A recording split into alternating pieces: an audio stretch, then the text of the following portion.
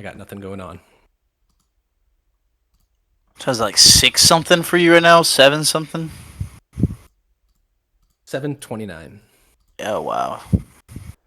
All right, I'm kicking it off. Welcome everybody to the Myth Podcast. This is episode number 27, and I'm joined here. I'm GKG. I'm joined here with my co-host Asmo, and also special guest Limp. Limp returning again. So what's going on, guys? Hey, everybody. Hello. In this episode, we are going to be covering last episode. We did the 2003 finals, MWC finals, which was a solid match. But we got another even closer match this time with the also from 2003, the top bracket finals between the same two teams, NP and BIA. Is that right, Limp? It is correct, and both teams will be featuring their main captains this round too. With Right, Rabican that was and the big Hitlow, thing that we were appearance. missing in the finals, right? This is almost like there's stronger rosters from this match. Is that right? I would say so. Chickenwire is also in attendance. The only one that's really missing from NP for like their major players are Tiri and Jushius, which were there last week. But Tiri was kind of like new to NP at this point, so I'm not really sure if I'd say he was like a major component to their team. They had already won a Myth World Cup without him, so.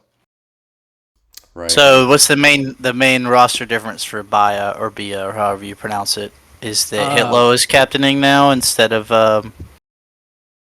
Raziel, yes, which is Raziel. Yeah, that's sorry. Yeah. It's a huge difference because Raziel was like not a great captain, I would say. I mean, he was capable enough to get it done sometimes, but he was like pretty much our Trow player. So at this time, it was pretty unusual to have your Trow player be your captain too.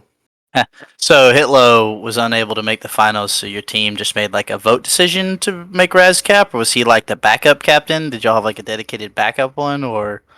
I honestly don't remember exactly how it went down, but I assume that he probably just took the responsibility.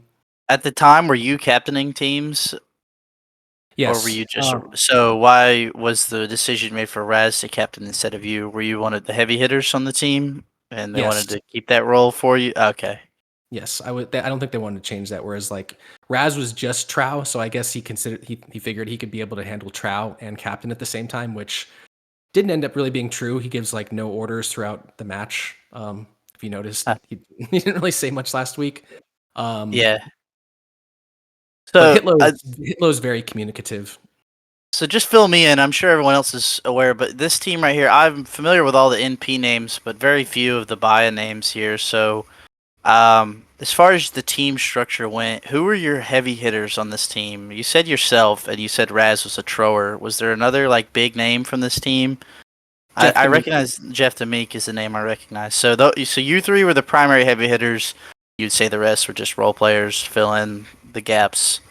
I wouldn't say that SB and Naelot were role players. SB and Naelot were in their own right, like very capable players. I assume that everyone on this team is quite good, but there's still usually dedicated heavy hitters on a team, even if everyone across the board is quite skilled. So, to a degree, I mean, as I said, Naelot was on Civil and was a major component of them. Soulblighter was on NP and a major component of them.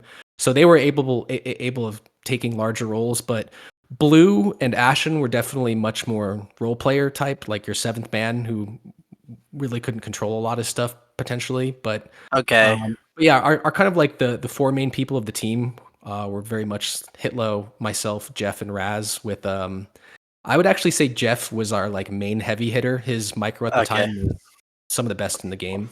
A level above.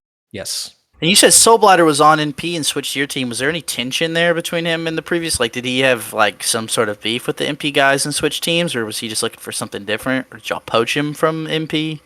How did Soulblighter jump teams? Is really my question here. Yeah, for some background.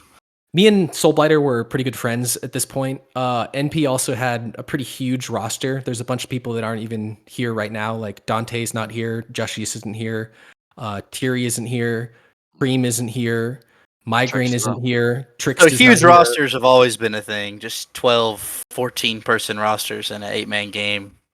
Yeah, and it was plenty of backups. And for whatever reason, it was 7-man game back then. It wasn't 8. I don't understand why that was the way it was. Even though there was no neutral host and neutral observer? Correct. It was just that's the way that the rules were. Huh, So okay. they had a huge roster. I think he probably wanted more playing time, but we were playing together a lot. And if I'm not mistaken, I want to say that SB is also Swedish and not Finnish. So I don't think he's like as close or was as close with that team. But yeah, we were just playing a lot of ranked together. So he decided to join this somewhat of a rabble team to try and beat NP with the rest of That's us. how you would describe your team, as a rabble team? Yes. Just a bunch of different I guess you had clans at the time, so different clans and team players all coming together to try to win. Yes, and as I described in the previous podcast, pretty much all the players on BIA, we were on a hotline server together, which was like a chat and file server that predates like Discord and KDX and everything. And pretty much everyone on BIA was like a part of that. So we just kind of formed a team through that, and I ended up being the organizer for it. So I added some of my like ranked friends, which would be like I don't think Raz was a part of Samstone Hotline. I don't think Jeff was, but I think everyone else was. So is this a voice chat thing that y'all use, or is it more just like a private forum in a way? It was like a private IRC text channel. It was very much like it was an original form of Discord. All right, I got you. That's a good enough background for me. Those are just a few questions I had to fill. I mean, because obviously, as most people know that be listening, I was like 2 years old as this was going on right here, or no, 1.5, 2, something like that. So I obviously wasn't around. Most of the NP players still play now, and I know them. And of course, I've seen all the films years back of the finals and everything. So a lot of these names are familiar, but I just didn't know personally too much about some of these players. So I just had some quick questions before we jump into it. But I think that'll do it for me. I think I'm ready to view now if everyone else is. I just had a couple quick questions. Okay. You had good questions also. It's good. So, Limp, wasn't a couple of these players on your roster from Evil Empire, like maybe Ashen and Blue? Is that right? You are correct. Ashen and Blue were both a part of Evil Empire. They were also on Samstone Hotline, though. A bunch of the EI players were. But yeah, those guys were part of EI. I was the captain for EI in 2001. So I continued on with a bunch of the players who were still active, and they became a part of this team as well. Was that team a winning team at all? Win any tournaments? We didn't win any tournaments. I think I only captained EI for just the one tournament, and I think we placed 3rd or 4th in the QR out of like 90 teams. So we were competitive, but not winners. You would say?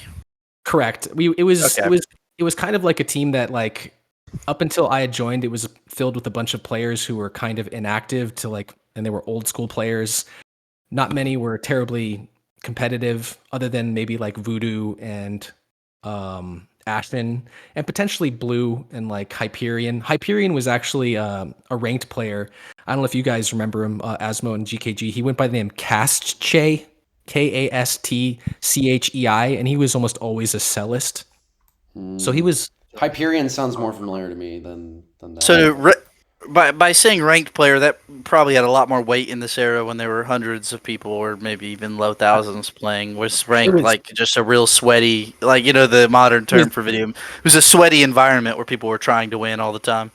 It was many thousand. Like it was. Okay, all right, yeah. Okay, I figured, yeah, not just a small 1 to 200 like we have now, but the number of user IDs I remember at the height of BungieNet was about 60,000, I think. Wow. Yeah. Is this still on Bungie in 03? This is not on Bungie though, because Bungie died, around. Is this Playmyth? Yes, yeah, I think so. Okay. But yeah, so the EI guys were the team that was in 2001 was very much like an old school team. I was a part of like Mything Under the Influence up to that point, which was like, there's actually a bunch of players of repute that you'd recognize that were part of that, like Trevelyan, Broken Cow, Blade, Ska. Yeah, they've all been around in recent years. Yeah, so we were on an order together like back in like 99 or something, or 98. And I was with those guys for a while, but I ended up becoming a fairly competitive to strong competitive player, and I wanted to be on more competitive teams. We were just not even close to there. You were rising through the myth ranks, as it were, around this time. Yeah. I was very Pitching much your friends for wins. I was very much in LSO's position, like circa 2019 or something like that. I just wanted to be on a better team with better Yeah. players that had a better chance. So I hitched my wagon to EI and brought along a couple people with me that were competitive at the time, like Broken Cow, Silver Dragon. I want to say Emugio might have been a part of it too, but and a couple other people like Koga Bubati, who was a part of SAO, Squids and Otters, handful of other random people here and there. And we were in 2001 and we were okay, but like still like half the team was just sort of like inactive old school players who were not good. So when the real Squids and Otters is a nonsensical team name. It's amazing how many just really odd and strange team names there are from this era. That's actually when you where have 100 teams. That's where Mercadon actually started, like being competitive with Squids and Otters. But yeah, so it was kind of like a mix of like decent competitive ranked players, and then like half the roster or more was a bunch of people who probably didn't belong there. So once the real competition hit in 2001 in that MWC, we got knocked out pretty quickly. So is there a great divide between what you're calling a ranked player and a tournament player, or are they generally both? The players playing in tournaments are also playing ranked. Not Or necessarily. was there some disconnect there where there might have been some people who only played ranked and some who only played in tournaments and then casually on the okay. Yeah, definitely. Like for instance, Iron Chef or like Cirque du Soleil in 2001 were like not ranked teams, but they were like top 6 teams in the tournament. Or like Monkey Island, for instance, Badmofio, which were like BMF or it wasn't necessarily like if you were a ranked player, you were a tournament player back then. It was pretty separate a lot of the time. Okay. In fact, a lot of people would look down on ranked players. It was pretty interesting. Yeah. Also, back then, I would say maybe like something like 2/3 of the competitive players were ranked players, but maybe a good solid 1/3 of them were, for whatever reason, they were still good competitive players, but they only stuck to unranked. I'm not sure why. Like Shyster and Yeah. Jeff would be two examples. Yeah. I wonder if the reason for that, because I was a ranked player at the time, so I only know from that perspective. But I wonder if the unranked perspective is like usually if you played a rank, you hoard like a few maps, right? I've hoarded like 3 or 4 maps. That's true. Yeah. That's a good point. I'm guessing unranked probably have more variety, like closer to what tournament play is like. Is my guess. I think you're right. Yeah, back then there was a just lot running of around with a Merc mapping Giant and hoarding for Yeah. points. Yeah, that's true. I heard the Merc Giant map was a big one. Oh yeah, Raiders were probably the lowest of the low. Yes. Or one trick ponying only go to the Merc Giant. Games were fast. They'd be over sometimes in like 2 minutes or so. You just basically met mid, you would Merc Giant fight, and then and like there were kind of like rules that were set up then too, where like you would like straight up like ask the other player if they wanted to melee and stuff. It was pretty interesting. And that's why the actual best myth players tended to be like crowns, maybe emps, but not necessarily emps in ranked, but they wouldn't be the Celestes. The Celestes were typically the people who were like just rank whoring to the max, right? Unimapping, only playing on their host with their buddies, et cetera, right? They weren't actually the best players, even though they had the highest I got rank. you, yeah. There were some where it would translate a little bit. Like I remember Sunstyle was like pretty great player, and he was usually a Celeste. And on the other side of the coin, if you were high ranked World War II player, a Celeste, you were probably one of the best World War II players for sure. But it didn't. For World War II for sure. I mean, sure. If you were a Celeste from playing giant maps, raid, like of course you're gonna be a top raider. I'm not disputing that. You know what I mean? But like as far as like reg myth, because reg myth is a much broader category of things, right? Correct. Yeah. I would also venture to guess that the top ranked players were probably also unemployed, and had all the free time in the world to rack up their points all the time. You had to have That's a major thing. A lot of games played. Yeah. Yeah, the more games you play, the more likely it is you earn points. So if you're playing 24/7, you're earning a lot of points. More than that, a lot of people were like 14 years old too. Oh, yeah, fair enough. That's a good point. You can't really be employed at 14. Yeah. School's out for summer, and all you're doing is playing myth all the time. So That was all I did. Was just stay up all night playing Myth. I don't know how many times I saw the Dak sun has playing Myth. contributed from the sidelines and said Celeste were cheating too. That's true. a good point. Sunstyle had Celeste on TFL and it was all cheating. There was a point in Myth you could teleport whites at the start of if I had a drought into the enemy's line and blow them up. Oh shit, yeah. There's also even some like BC fucking like like whatever you want to call it, like getting a point advantage and then like just camping that Soul Hill. or whatever, just like exploits, right? You know who loved to do that was Cap. Oh, I know, yeah, and he's kind of famous for being like one of the longest, if not the longest, reigning Celeste during that era, right? So What is top dropping? Combat Dak even. says. Oh, top You dropping. don't That's host. right. You get Yep. up in BC and drop. That's right. I forgot about that. Yep. That's so stupid.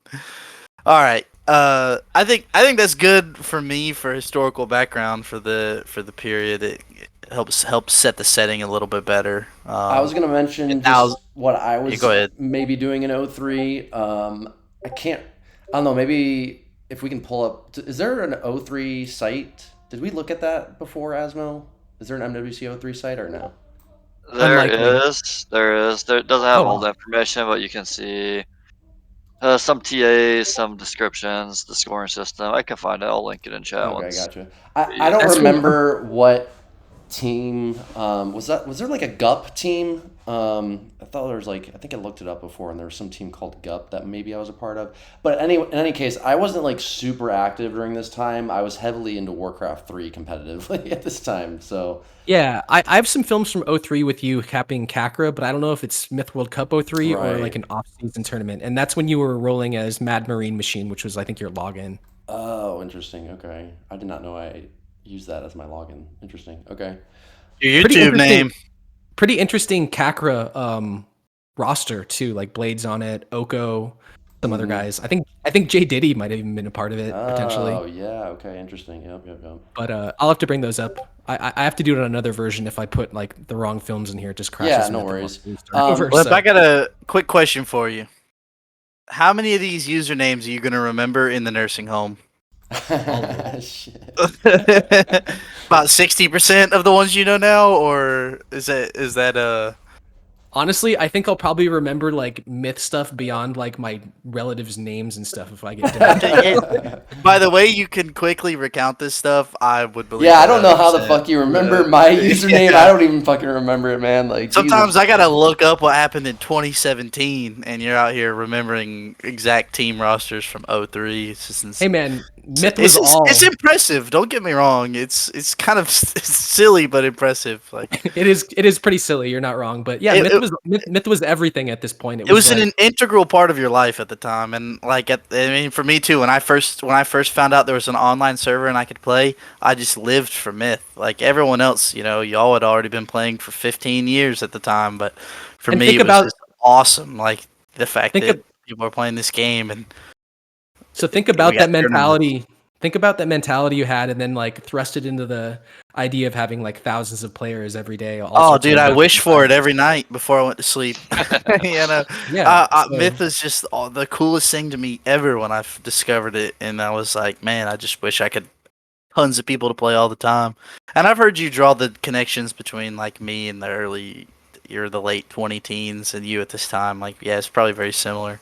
There's always been sort of like an archetype of a guy who shows up who was like not considered like a great player. Maybe he was like average, wasn't really with any like good players, and then like works their way up. And like that was the case definitely for like me, definitely for like Paris, honestly for Zur, for yourself, for Asmo. There's been a bunch of people where you kind of have to work your way up. I mean, even GKG to a degree, that was the same for you. I mean, you were on Kakra and a bunch of these teams. Everybody too. works their way up. Yeah, I mean, Yeah. of course. Yeah, I paid my dues. I put in the work. I was captaining kind of a newbie team called the War Dwarfs, TWD, for a long time, for a couple of years. I remember. Yeah. Yeah.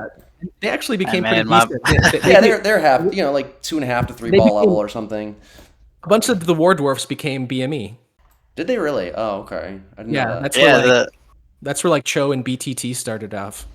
I got knocked out of my first I tournament. don't think they were by on my team Drunken when I was Deer, capping on them, but yeah. Perhaps not. I mean, they were like Chohan was back on teams even in like 2000 and stuff, but he wasn't that guy yet.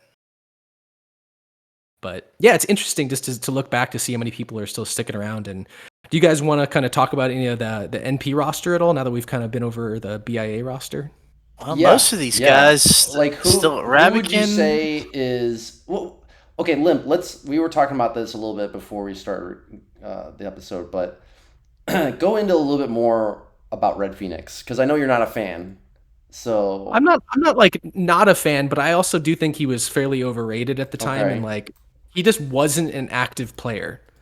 And that's a completely reasonable take to have. This, yeah. And Myth at this time required activity because people were playing every single day for 8 hours, 12 hours at a time. And RedPhoenix was honestly very much like me in my later years where I would show up for the tournament matches and like not play Myth much otherwise. Right. And that was not me at my peak of like my ability for like BCing. Maybe like my knowledge was solid, but like this is still very early in Myth, and RedPhoenix was not a strategist or captain. He was like one of their heavy hitting players. So he could still get the job done, you know, but I wouldn't really trust him with a lot just because of the fact that he was super inactive by comparison to basically the entire rest of his roster. He was not, but that's not to say he was like a bad player or anything like that though. There's this I guess this conversation, just for a simple word, this comes up about Thierry. You know, Thierry's always been considered a top player, and part of that being that he had won a bunch of free-for-all tournaments and a bunch of other stuff in 1v1s outside of two-team play. Did RedPhoenix have any sort of other background other than NP? Was he doing free-for-alls and 1v1s and side tournaments and stuff at all, or was he pretty much just an NP player? He would appear in some free-for-all stuff, but like Thierry won everything when it was free-for-all. It was so RedPhoenix wasn't like a dominant force outside of NP. He was really just an NP player, essentially. Yes, and actually, if I'm not mistaken, before NP, he was on a team called Bounteous Immortals. Yep. Loser, and so, I think Mark might have been on the team at one point. So he's considered a 5-baller at the time, or a top-tier heavy hitter, or you know, however you want to word it. He's considered a great player for the team. But he has really nothing to show for it other than his play for the team. I think he's regarded 5 balls at the time. I mean, Limp, you disagree with that or what? No, at the time, I'd say maybe not in 2003, but in 2001, yes, when he was like dummying on NP as a player named BIAUIHYAC. Okay. All right. But still, my question still stands, like, whether he's 5 or 4, he didn't really have anything to show for it other than his play on NP. He didn't have any other sort of credentials. Not to my memory. As I said, I think he was probably in some like free-for-all stuff and probably some team free-for-all, but like I don't really remember him like sticking out like some other guys like maybe Merc or Thierry or Chohan or some of those guys. The only really other credentials to be had also back then was FFA and 1v1 tournaments, which were, you know, individual tournaments for the most part. I mean, yeah. So I don't think all the best players necessarily had to have those credentials. You know what I mean? Like Rabican at this point in time, I agree. And Chickenwire are known at this. They're Chickenwire and Rabican are 5 balls, I think, at this point. Correct. Pretty much. Yeah. So yeah. And they were just known for being team players too, right? And Rabican is captain, so like that's plenty of credit. Like I think being the captain of an MWC championship team is probably bigger credentials than 1v1 and FFA. Like there's a lot fewer captain champions, you know. So I agree with you. I was just wondering about RedPhoenix since I don't know him if he did anything outside of. Yeah, I know I've seen the films with Chickenwire and I know that Rabican's won. And I'm not like arguing their perception as being great players at the time, but just more RedPhoenix because I haven't seen him in anything other than the occasional NP film. So. That was mainly my question line for RedPhoenix. Rabican, Chickenwire, Zell, all were not strangers to being finalists in free-for-all tournaments as well. They were that's true. Yeah. Oh yeah, and also if I'm not mistaken, I want to say Fire might have been a part of that Squids and Otters team for a moment too. So Gekko at the time, was Gekko more of a role player on this team in this year? Because Gekko is someone who still plays now and quite a top player, I'd say. I don't think I've teamed with Gekko. I want to say this about Gekko. Because if he was here right now, he'd be like, oh yeah, I was like the 8th man on the NP team. You know, I was like a 2-baller. You know, I was the bench player, blah, blah, blah. But I watched Gekko in the films, and he's freaking solid, dude. Like, he plays fucking good, dude. He's one of the greatest. He's been around forever. He's just so today, fucking to this reliable. day, he's a really, really great player to have on a competitive team now. Even with Yeah. the way we're all, we all are all older and have less time to dedicate to the game and everything. Gekko's still like, if we had a tournament coming up next week and you had to form a team right now, Gekko's one of the first names you would probably go to because he's just so reliable to perform. He's I just think such a good guy. Such a Yeah, I good think it's guy. That more too, of he's a super easy to get along with in team. I don't think I've actually teamed with him in World Cup. I have in some Winter Series and stuff, and he's a great teammate. He's so easygoing. I think it's more of his personality that him. I want to say like Daunt's in recent years, they're more willing to give up their spots when other people are there and they don't talk themselves up. Unlike say a Tyrion, I know Soulblighter when he's active, he calls himself myth best player. So some of those things catch on. Like you talk about yourself being the best, like people start to believe it because good players are good, you know. And then you start calling yourself the best, people are going to believe it. And then Gekko, he can play that level, but he doesn't talk himself up. So he's That's right. just viewed Humility more is as a an role important. player because in it, Yeah. yeah. Yeah, Gekko's gone toe to toe to me in a Oh 1v1 no, tournament no, before. What? never mind. I'll DM it. Uh There's someone in the lobby. oh. Okay. I was gonna say Gekko has had some off years, but they're pretty few and far between. And I think those years, like he was just playing like really distracted and like just, he's like, I know sometimes he played tournament matches like at friends' houses because he was like hanging out with friends and stuff like that. So like, yeah, if he's not like super fully focused or whatever, fine. But um, no, other than that, Gekko is super solid, great dude. Yeah. It appears that Pin is in the lobby right now in the Yeah. MD Discord audio. Yeah. What's up with that? He's not even in this I know match. I know there's some accusations of that being Kryptos. After Kryptos' 7th alt account was banned and 10 miraculously joined. Oh, Limp disconnected here. I went to go check who it is, probably. No, that's Limp disconnecting. He's checking who 10 is in the lobby right now.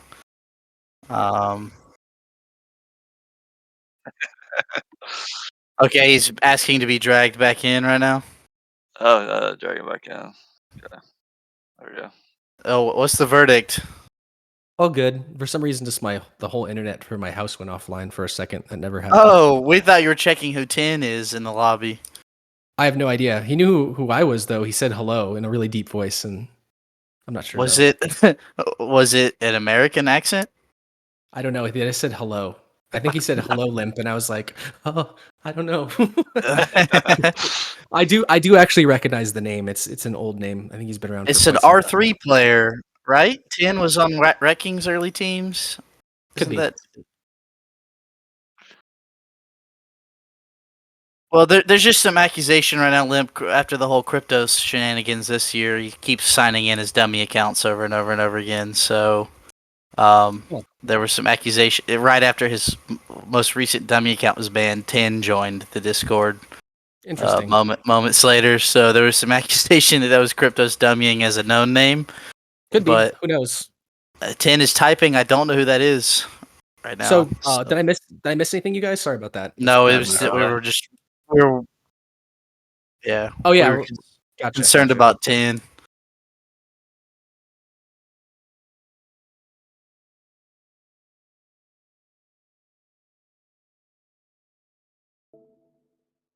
And non-existent, not a myth.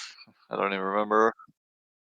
Oh, yeah, I played Bungie, and a little bit before the Bungie server went offline, I stopped playing, and I had no idea that the play myth was a thing. I didn't know there was a new server made until it came back in 04. Yeah, I thought myth had just completely died when Bungie went down. They'll tell you how many countless people assume that and never tried looking. And that's how I So you had Googled not it. yet realized that there was another myth server yet. Oh, no, I didn't Google it till 04. I was like, 04, oh, wow, okay. there's a myth server. I mean, And there was but a lot of controversy around even getting another server up. There was like 2 teams battling for who was going to actually be this server. It was pretty frustrating. Limp, will you scroll past RedPhoenix to see if there's any other MP below Okay, just And sir. All right. and zero. So as you All can right. see, it's like a lot of NP like continued on for a while. I also want to add that this roster, looking at these rosters, NP's roster definitely looks scarier than Oh yeah, Bia's yeah. roster, right? Like Bia is definitely the underdogs, I would say, in this matchup. NP being the reigning champions from the previous MWC, and just they have bigger names. So, yeah. I would say they also have the activity for that matter too, with the exception of like me and Raz. Like my team is not active. Like even then, like Jeff, Naelot, Blue, Hit, these guys aren't playing Myth like every day at all. Like I feel like oh shit. Make sure I got the video still up. Okay. I feel like when I look at your guy, the Bia roster, like I'd say like at least half the roster holds up to NP's roster, but like I don't know. I'm thinking the weaker players for this Bia roster is probably Ashen and Blue. What would you say, Limp? Without question. Yeah. Okay. Okay. I mean, if I'm not mistaken, we had Aganor on the team too, and you're like cousins or something, right? Cousins with Aganor? No, but Aganor is like one of my OG friends from Myth, like way back then. Yeah. Yeah.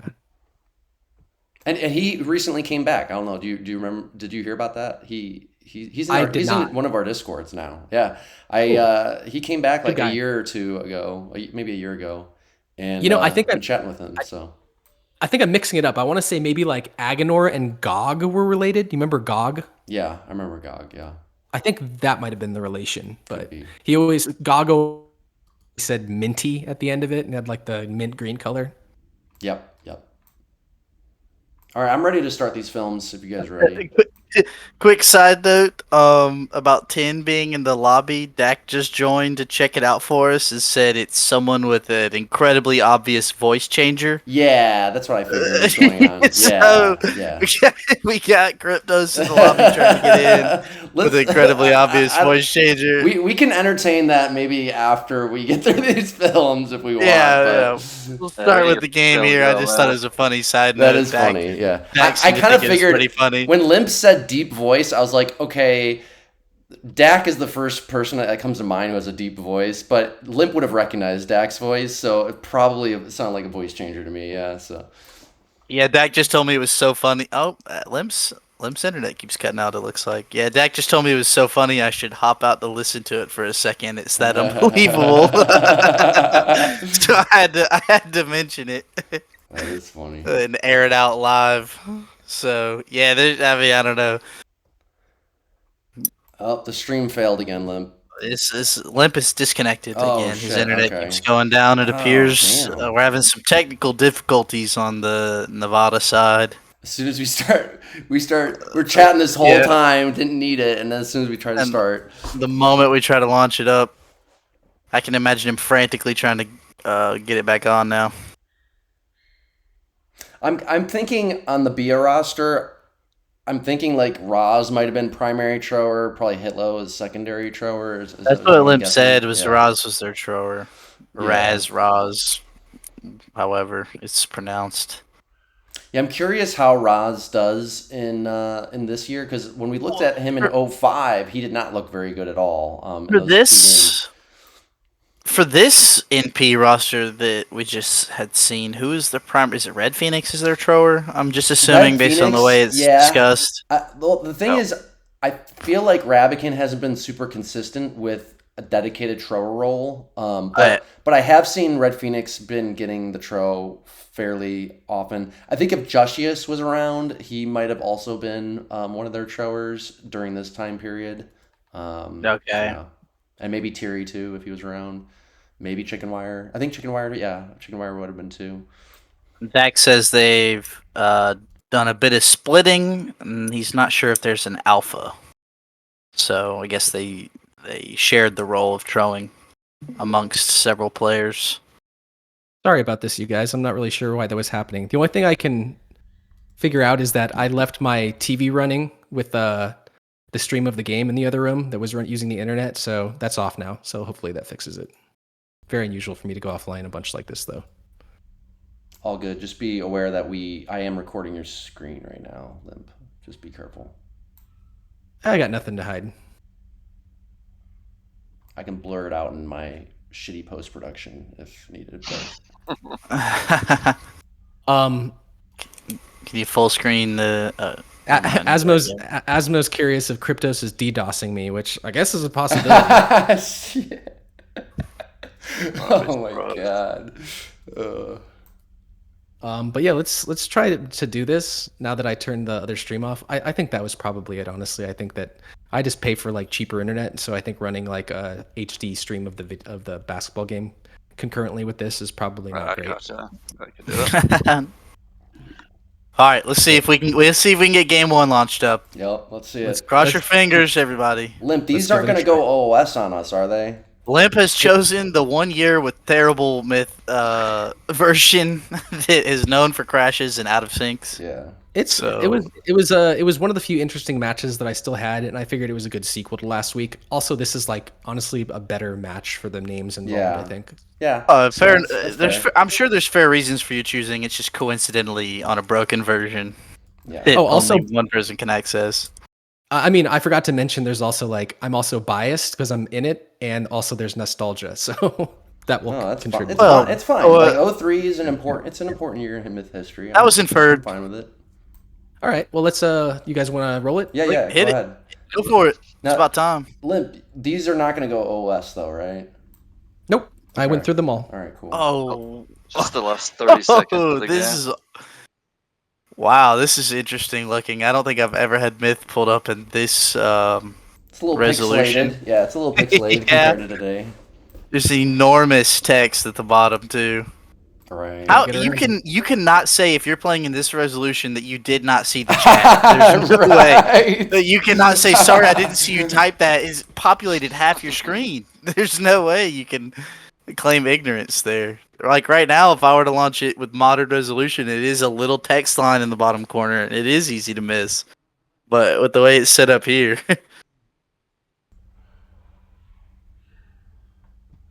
All right, so this is Creep Territories, a classic. unfortunately, about these MP films, you have no idea what they're saying.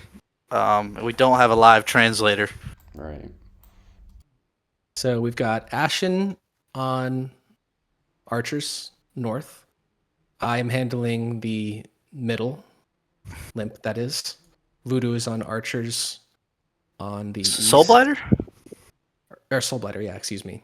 I'm thinking. So at this time, people were still doing large warrior packs. So Raz, Yeah.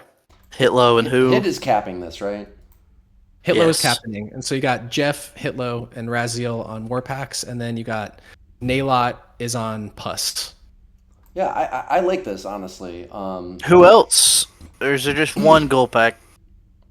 Honestly, I'm not even. It might be a goal pack. It might be just Pus. We'll find out. Because there's 18 goals here and 12 whites. So He Yeah, people just said in get extra chat. goals. In chat, he said 6 goals, 2 plus. There you go. Hit the- I go to really the- like the squads and the roles assigned here for the player. This seems well organized. No dwarf for though, the- right? No dwarf. No No dwarf, dwarfs, but either. you know, No dwarf. the thing is, you know, they're looking at this as a BC fight, and with no dwarf, there's less things for their plus to target too. So I can see it could work. I think the no dwarf still works. A lot thrall heavier on the NP side. Yeah, I like that Bia went no thrall. I actually like it. Oh, 'cause- less than max plus on the NP side too. yeah, NP around this time really did a lot No of goal that. pack. No maxing goal. of pus. That was common. No goal pack. No as goal. well. Yeah, no I maxing do- goals. So we Less just archers. recently. I We really, just recently- I like Bia's trade a lot more here than NP's, to be honest. Yeah. It depends on Also- how they're trying to play it. You know, we just recently played this, and so my as Only NP, two they war have packs. to run the timer out and camp for the end to get their thrall in the fight for flag advantage. You know, Yes, that's how they that's have to what I play was- it.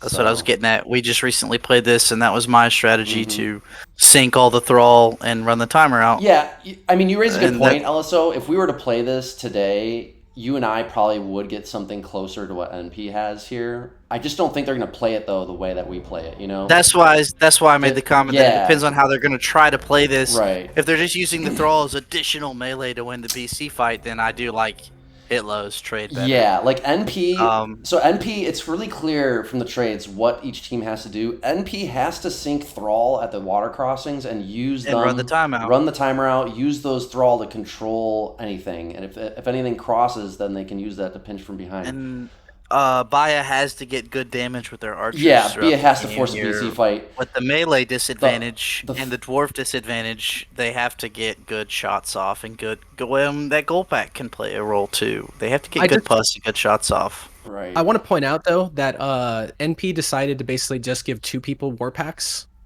and they I saw that, split, yeah. like they split a bunch of warriors between a bunch of players. So it's like Who's- they only have two strong war packs. And Who's that's gonna handling be- them, Limp? We got RedPhoenix on one, and we got Fire on the other. Yeah, that's too. So I'm that's guessing too big of they're- a war they're- pack for Fire too. Like I don't like the distributions for MP as much.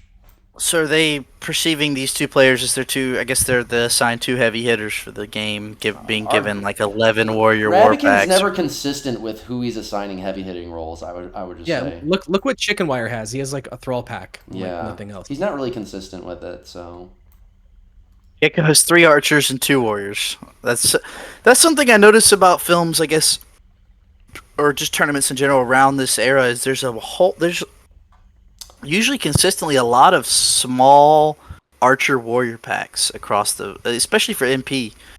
Like you'll see they might trade 12 archers and give them to 4 different people, and they all get a handful of Bailey too. That's I think a trend I've noticed in some of these older films. You'll notice There's a lot of small archer packs. You notice Hitlow is doing like the BIA special, which is the floating war pack behind him. right. That was So even Hitlow was doing like kind of some Raz stuff there, because that's kind of something more Raz would do. Where do you think he learned it? Right now, did Raz teach Hitlow? Really? I mean, no. yeah. Where did Raz learn it from? Raz learned it Raz from learned Hitlow, it is what from you're Hitlow, insinuating? is what you're saying. Yeah. If you read chat, it said to scout him out, and he asked 2 people to float behind mid initially. Well, now interesting. I didn't know that Raz. Now learned Raz that is from changing Hitlow. directions. Look, he was about to coordinate something south, and then now he sees the presence north, so he's changing his. He had just said he's going south. Now they see a large warrior pack north, so now he's going north. So he's immediately being reactive to Yeah, MP. you can already see it. Look at even the south. Bia's south is just backing up. Like it's so reactive. This is going to be like a very slow game. You can already tell, right? Which favors NP, by the way. NP wants this. This is favoring Bia does not seem to recognize what they need to do here, which is forcing a fight. Well, part of that is also, if you remember on Creep, a very, very like strong strategy for a long portion of the time was like, depending on like which start you got, you just want to retreat to the other side of the wall.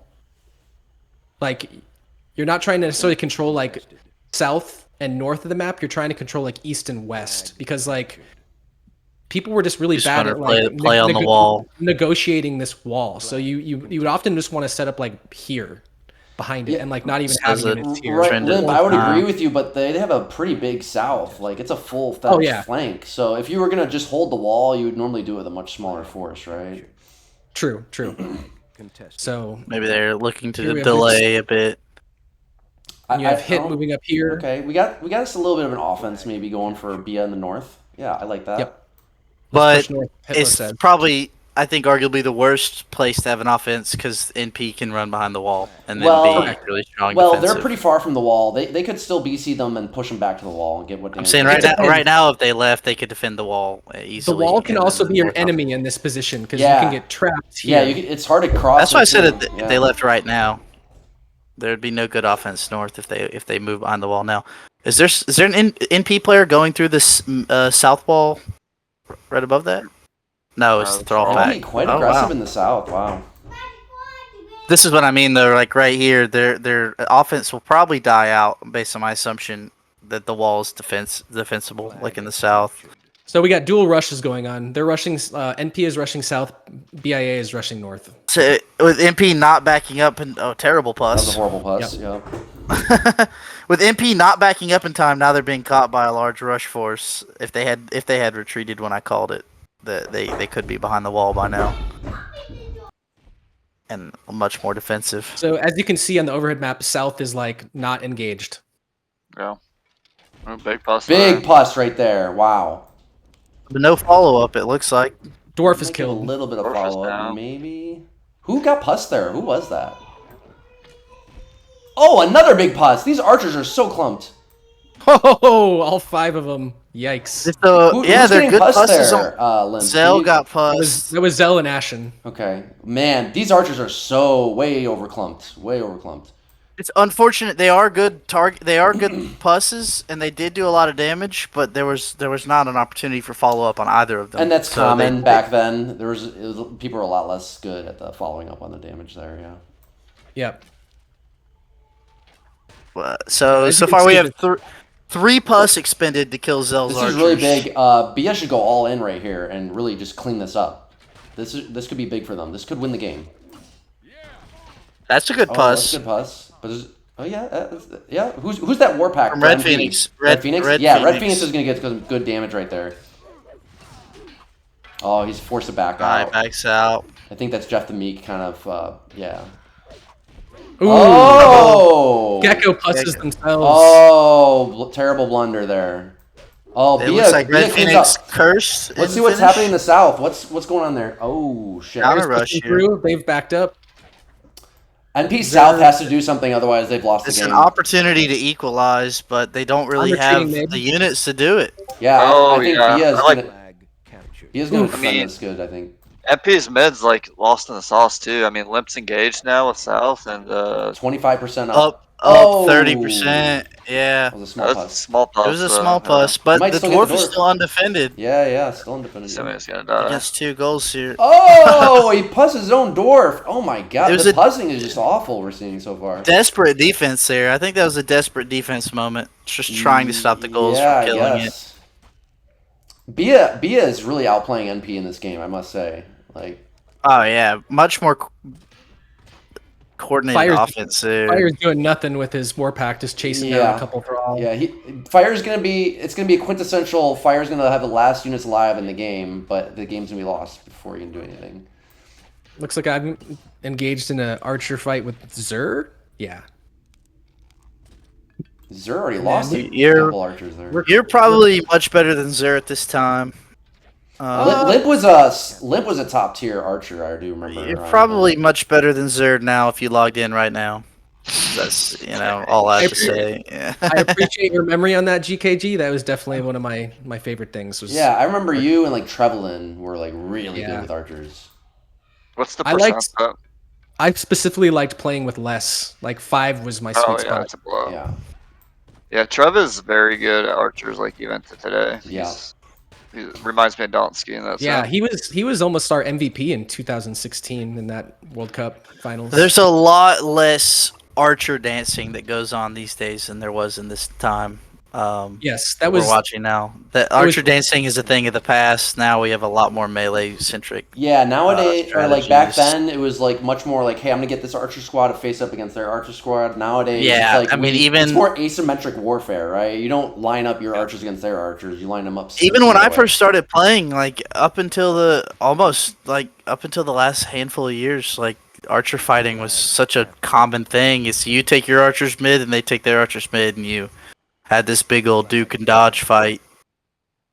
doesn't seem like our goal pack was just pressure north. It doesn't seem like it really did a lot other than scare them, but that's enough a lot of the time.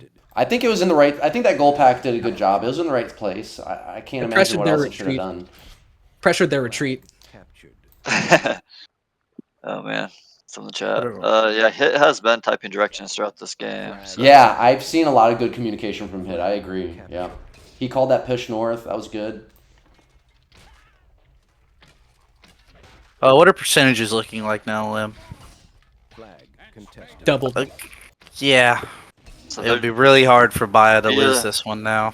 yeah, they're And playing for most- points though. Most They need most of to- their percents left in this thrall too. There's not much else left. Yeah.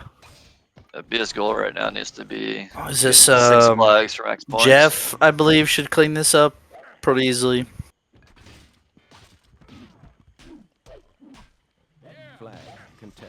Risen my team a little bit, as they say.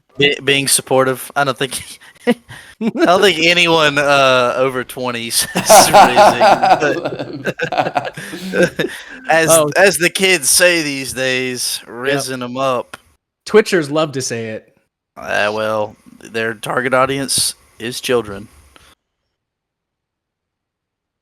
mainly. Yeah, so a lot better coordinated offense from What Hitlow is team in the Raz north. getting upset about? He's saying "fuck off" to who? Anything and anyone he could. I don't know what he was all upset about. Yeah, so like I called early, MP did not. They waited way too long to run from that north. If they had retreated when I had made the comment, they would have been behind the wall and in a much better defensive position. Yeah. And the fact that they did not retreat in the face of nearly 30 warriors kind of sealed their fate there, being rushed down and killed and just pussed to death and melee to death. Yep. And they did not. I mean, Zell, their dwarf was exposed to arrow fire. Their archers were exposed to pus and clump formation. Gekko had a terrible team pus that ended RedPhoenix warriors. And then they just didn't have the numbers to make a south push like they tried. It was a desperate south push. So just a lot better coordination from Bia there, knowing when to hit and where. One of them that came pretty early. So something I talked about earlier too is it was almost played out like how I talked about. They didn't retreat up here. We cornered them against the wall. And you did retreat and defended the wall. Well, not only that, we kited them through the wall. Yeah. And that's what I was saying, like, wall offenses are not great if the team can defend the wall like your team did. Their wall offense was not great, where they did not retreat behind the wall and they got pinned. You were right. Amazing game from Hitlow, considering he healed the whites too. Excellent game. Yeah, Hitlow I think did a great job capping that, and Jeff the Meek obviously putting up some big numbers. So very solid. Yeah. Also, that was kind of when you said that. Like they already looked out of position to me. NP should have been backing up. They should have never been. That's what I was saying. Like they should have already been going. I would have already been going. That's what I was saying. Like, I think it was very viable that they get trapped on that wall, and that's exactly what happened. Like there's 30 warriors crossing the river. We need to get back now. Well, it's so interesting to me too because NP, given their trade, they didn't play it how like we were. It's basically exactly what I said in PT, which was like. We saw their trade was maybe more similar to what we would get, but they didn't play it anywhere like how we would play it, right? And that's the main comment I made. It depends on how they're trying to play these trades, right? And they're trying to they're trying to basically play it as if they had Bia's trade, right? Like they're trying to do that fast south push, but they have nothing but a bunch of thrall there. Well, they had a war pack, but it's just not enough, right? So I will say, the versatile war pack that Hitlow had paid dividends in this one because Fire's war pack just kind of wandered around south while Hitlow went north and joined Jeff and was able to overcome north. So it actually worked here pretty well. And if you take a look, Fire did have some decent damage and kills and stuff, but those are mostly just like Thrall south. He was just chasing straggling units that were gonna die anyways. His rush had no chance of living. His rush was ineffective, and then take a look at RedPhoenix with the main Warpack North. Just very, very, very. Well, he did get pussed by Gekko's pus, which kind of sucks, right? Like, that sucks for sure. He was almost. He had either him or one of his teammates had one good pus that he started initiating that melee fight in, but then he had to back out. He was just overwhelmed. Like his whole flank was in a bad position. Either way, even with that good pus, it was too late. The worst place you want to be though with warriors on this map is up against one of those small entrances in the wall trying to go through it when you're being rushed. That's pretty much like the worst position the warriors can be in the entire map. So. You can say that about any map with a terrible choke. You just never ever want to be forced to fight in a choke or run through a choke with enemies on your heels. Who did NP have on that north? Was it RedPhoenix, Zell, and who else? RedPhoenix, Zell, and Gekko. Yeah, they kind of bungled that north pretty badly. Rabican didn't really do much. Rabican succeeded with getting a bunch of white heals, it looks like. Yeah. I'd also like to compare the two. So take a look at Rabican with 0 kills, 7 losses, -33, and we got Hitlow with boom. Yeah, and I mean this is that's a great point, Roz. And it's kind of Rabican's kind of been known to be like Roz. he's a oh sorry, Hit. Hit, not Roz. Rabican kind of was known to be like a hands, like no units kind of captain, right? Like he didn't really take units, but here we see Hitlow taking a squad, and he's essentially, if not heavy hitting, like he's still being very effective BC wise while capping. So that's very, very good for him. He was an excellent BC player. He very, very good. He just had a very poor connection that was unreliable, like mine is right now. You guys want to take a Solid game from Bia. Anything else on this one, or are we good for the next film? I just think it's interesting that Chickenwire was not utilized like whatsoever. What was he on? Is he in the south or something? Thrall pack Yeah, mid did Thrallhawk in nothing. the south, wasn't it? Or mid? Yep. Yep. Lowest damage on the team for a player that isn't healing lights, just didn't contribute at all. Really, really strange choice by Didn't really Rabican. do much. Well, Yeah. he doesn't. I don't even know if it was his fault. I don't think he had anything really. He had just Thrall, didn't Yeah, he?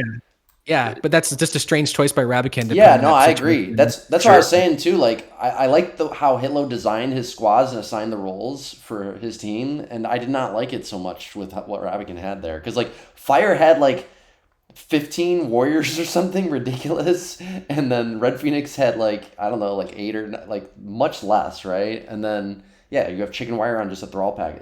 It's just weird, yeah. And then Rabican taking no units.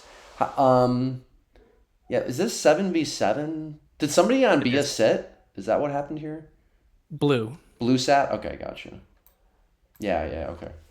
Yeah, I mean, with Right, Rabican taking no units, they're playing 6v7 right off the bat. Yep. This is why captains can't really do that, especially in the modern era. I know it's more common back then, but that's become a very obvious disadvantage for a team now if the captain doesn't take units. Yep. All right, let's move on to the next one. Yep. Game over.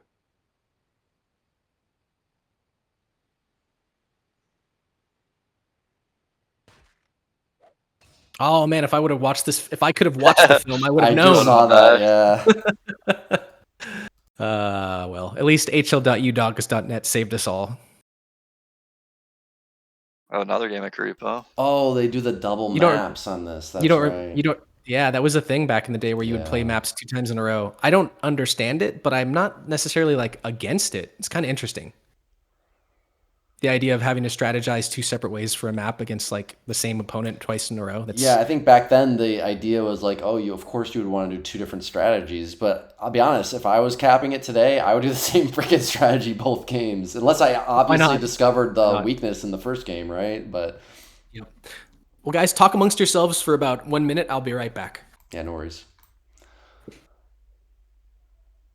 I think something with Rabican's captain style that first game at least. We'll see if it repeats throughout the series. Like, I feel like you need a role, like for sure. And like, if he wants to be a more like hands-off captain, redistribute, watch the map, I feel like that's okay at some point. But you start the game playing somewhere, because right, you have these initial plans, these initial directions. People should know what they're doing. And then, like, throughout the game, people lose units, people die, they have more open hands. Then you can start tossing out your units where it makes sense and, like, get more hands off. But I don't think you want to be 100% hands off, especially from the start where, like, the plan's in place. Yeah, I think it's a huge mistake, especially Rabican's, like, especially back then. He was a good player, really good player. So, really, I never understood it. I know, and like NC had Ska kind of do something similar, but Ska would still usually handle the backfield units sometimes and stuff like that, and he would like redistribute units and things like that. And Ska was still a decent player, not as top tier as Rabican, wasn't. Nowhere near it. Yeah. Like Ska's peak is like 3 balls in terms of micro. Yeah. It depended the units too. Ska was actually very good with archers. Yeah, I don't doubt Archers is tough as a captain though, because you can't really look around that well. And dodge. Archers are like one of the most tunnel visioning types of squads to take, and it's one of the worst to take as a captain. Yeah. Yeah, and that team was also very much like captained by committee. So like Ska was like the guy who would handle the distribution, but like Shyster and Ku were very much the shot callers. Yeah, no, true. But if he's not going to take any units, anybody, regardless of who it is, you're down a player if you don't take units. You know what I mean? Like this whole idea of having a dedicated player just to watching the map and redistributing units, that's just not enough impact for. Yep. At least take a goal pack like I did. Right. I will say I was a little concerned early last game that it was going to be very stalematey and very like slow, hesitant play, but very happy to see Bia taking the initiative there with that north push. That was great. That's exactly the play they should have made. So I think you'll appreciate this next one, GKG, and what happens for one of the teams. Let's see it. Let's roll it. See if we get some blue action in this game. Also, what terrible colors we chose. Blue and blue. Yeah, Terrible. for sure. Right. Let's see if NP tries something different because they really should change it up after that last one.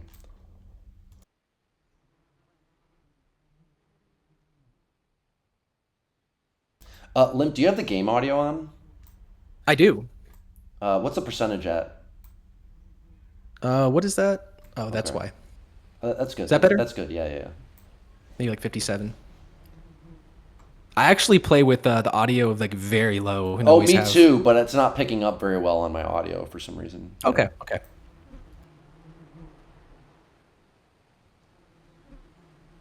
I will say the myth sound design might be like my favorite part. It's just so good. Explain. Elaborate on that. There's just so many like ambient sounds going on, like Yeah.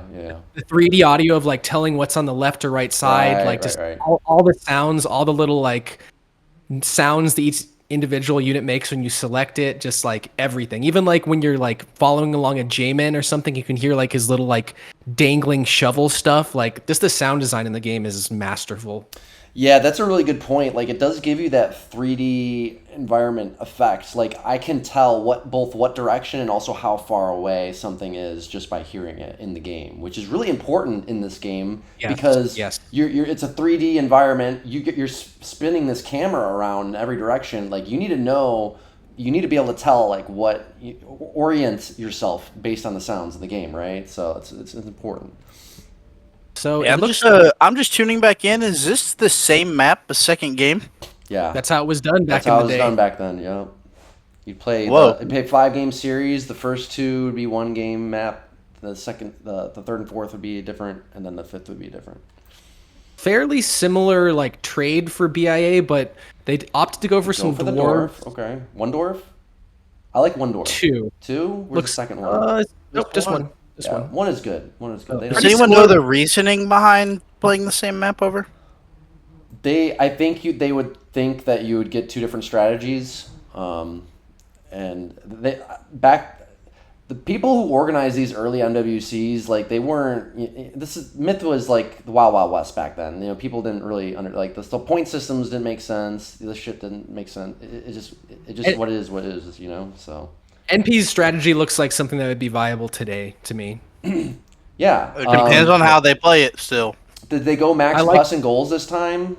They did. Yeah. They only went for I think 8 archers, tons of thrall. Yeah, this looks split a the lot warpack better. 3 ways instead of 2. It just looks a lot stronger. Yeah, this looks a lot better. I agree.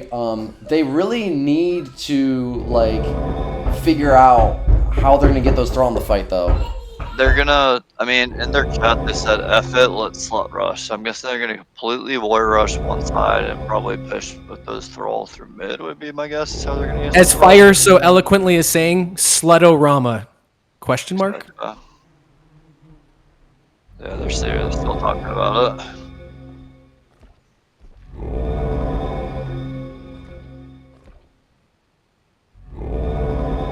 Yeah, MP has got to figure out how to. They need to sync those thrall and leverage that and to achieve some surrounds. Like, if they sync the thrall, then Bia would have much more difficult time crossing because there would be a good thrall pinch that you could set up from there.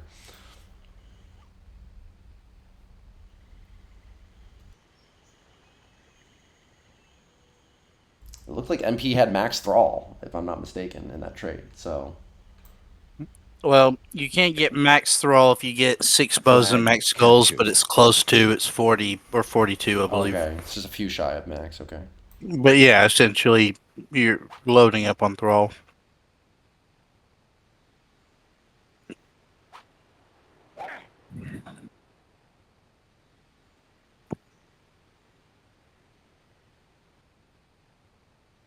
Well, I say, yeah, you'd be 3 shy, so at 42 thrall. And I only know that because we just played this last match, and I remember the points. I'm going to be very disappointed if you guys don't play Myopia somewhere in the next couple rounds, Asmo. Probably, Flag captured. probably, I don't know, we'll see. I think. Well, the first problem with that is Asmo's letting maps, adrenaline pick maps, so. Not anymore. I'm picking from bottom bracket finals to the end. But, All yeah. right, good, because Adrenaline was very bad at picking maps. Don't get started. He was saying he's talking shit about your picks too, Ellis. So Yeah, because there was no lineup and Archer fight on a big open field. right. Picks, so Yeah, my open is a good one, we'll say. They're doing it right. They got the Okay, thralls they're coming gonna in. They do- got Okay, so they're doing a hammer and anvil. they're is what doing I a call hammer this. anvil. Yeah, I call it yeah. hammer and anvil. They're gonna do a slow moving mid and a fast moving flank and two-prong this and try to. They need to hit them at the same time and coordinate it right. So Bia's Bia's got to be ready not- to back up from this. If Bia doesn't back up, the dwarf's out of position. Ooh, dwarf's out of position. Yeah. and it's I think hard. blue is the one with it, which is like worst case scenario. Yeah. Yeah, that's you'd want to hard. have one of your better players on the dwarf right now because that dwarf is super critical. It's a good thing Looks you got a dwarf though. Damn. The I timing will might, say, looking at the trades, I have no idea like what BIA could even do to win other than just to run away from this. Yeah, they should run. They need to kite those thrall down. You is what have they need to do. you have to win the warrior fight. Yeah, here. you And ignore then the thrall thrall. will be Ignore useful. the thrall and only target have the to- warriors. Oh, and that's the a good goals. puss with no follow up in the Yeah. north there.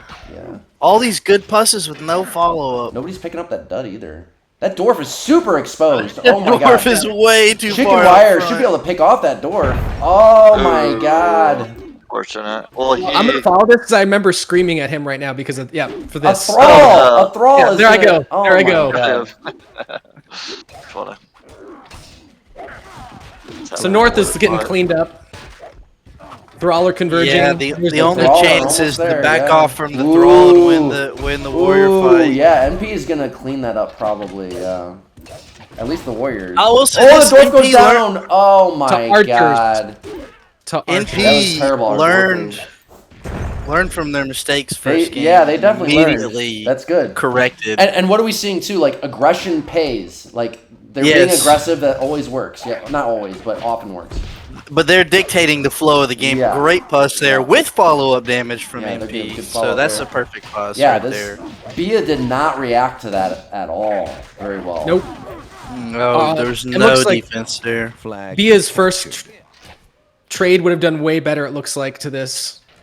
In some Well, no, respects. he would have wanted I that think dwarf, but it was. Yeah, You the want dwarf- the dwarf. What Probably you would've guys gone needed down to pretty do quickly. was just retreat fully to the Yeah. south. Yes. And you could have Yep. literally just traded sides of the map with them and it'd been Flag fine. You know what I mean? So yeah, where y'all stayed and fought, you were in a pinch. If you had backed Oh, yeah. up and made it Just one get out of the single pinch. front, Yeah, as Yeah. I said, running was the only one option. front facing. They set up an in obvious agreement. kill zone, which was the middle of your guys' side of the map, and you guys just stayed I in will it. say the percents are closer than I would have expected. Yeah, I agree. But there's just really no way to.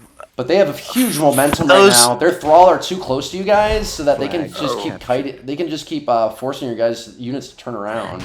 until Well, the thrall I runs was also down. gonna say like the percentages are even, but Bias is mostly in archers and thrall, where NPs is mostly in warriors and thrall. So at the end of the day, without any dwarf or pus remaining, the warriors and thrall de facto win that Yep. trade.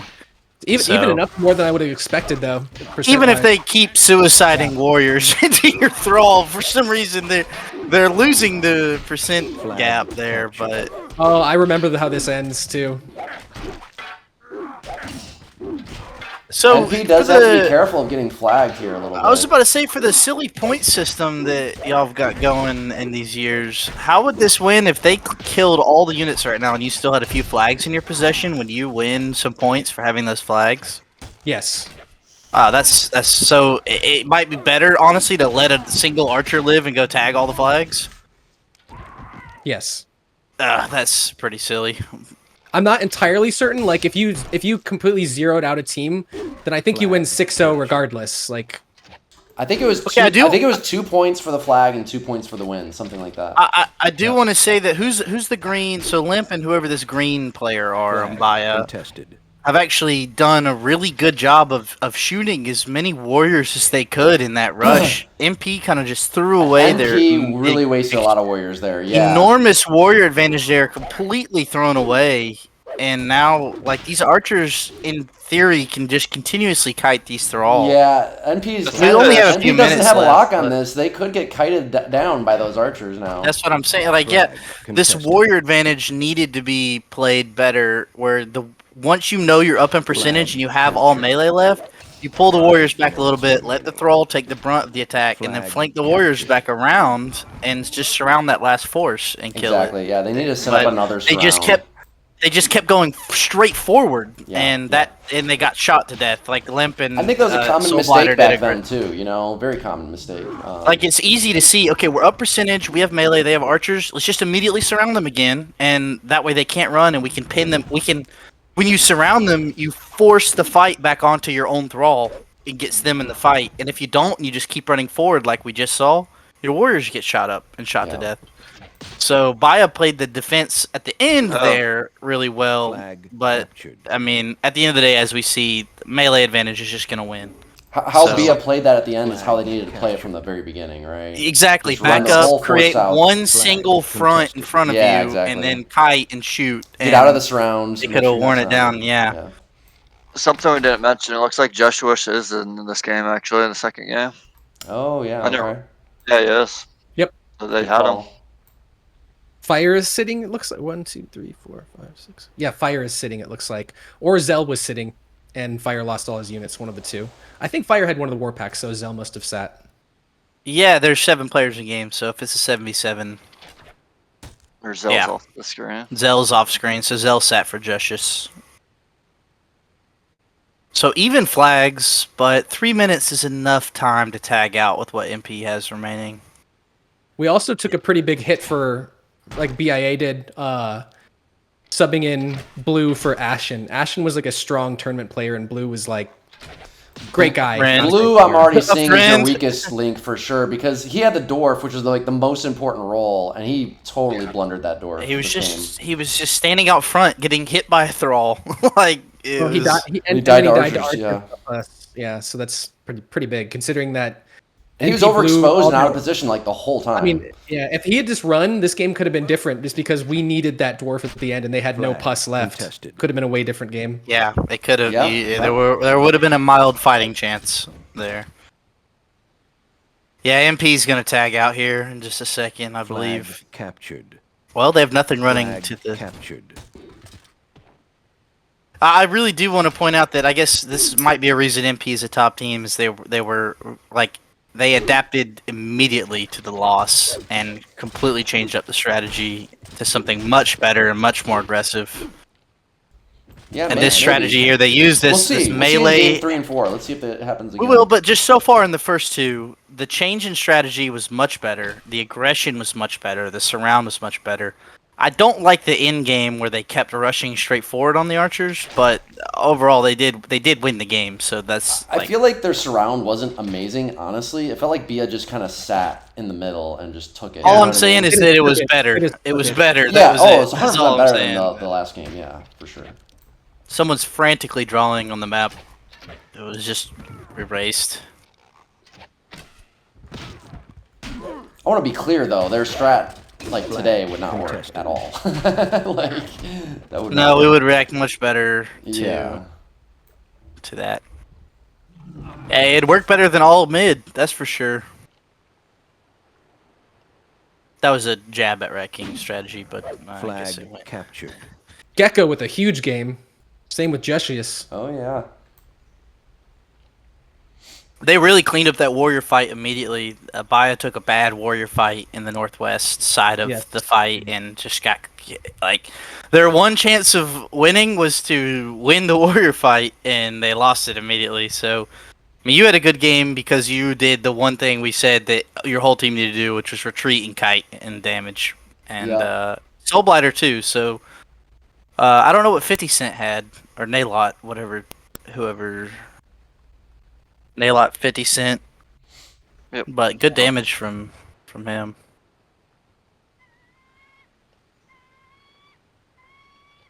All right. Well, pretty interesting. Cool to see how. Go back down real quick. All the way to the bottom. Terrible game from Raz. Yeah. I don't know what he had, but if he had a warpath. underperformed blue, yeah, Yeah. okay, terrible game Yeah. from Raz there. Yeah, that's pretty bad, yeah. It was just really awful. He must have been one stats of for- the war packs that got pussed and just surrounded. They got and- pussed and killed Yeah. immediately. You know, Yeah. From games I've watched with Raz, he pretty much either has a very good game or a very bad one. And there's Yeah, like I've noticed that too. You're right. Yep. No mediocrity in the middle. Just All or nothing. Yeah, interesting Alright. to see how NP really changed their perspective on how they should handle this. Although it didn't seem like it was particularly like well thought out. It was just Rabican saying, "Let's rush." It worked quite well, whereas Baya just basically rolled back a version of the same strategy and Yeah, it was got adaptive. It was Yeah. adaptive. Team eliminated. Game over. Oh, Zell is in game, but the resolution is so low that it literally can't show him because he's at the bottom He of was the off- list. Also, if you look at the top right of the screen, it shows the player that is off the screen. Yeah. King of the Okay. Hill. Wow. I didn't know that. I've never played in this No, resolution. yeah, no. Yeah. In the low I wasn't resolution looking. days, that's how it worked. Yeah. So we got Creme in this game. Darkane. So who left? It's Creme is in this game. Creme right here. So someone just go back one game real quick. Is it Jushius out? Zer. Zer. Okay. Zer. And Raz is capping now, so trading captains here for Baya from Hitlow to Raz.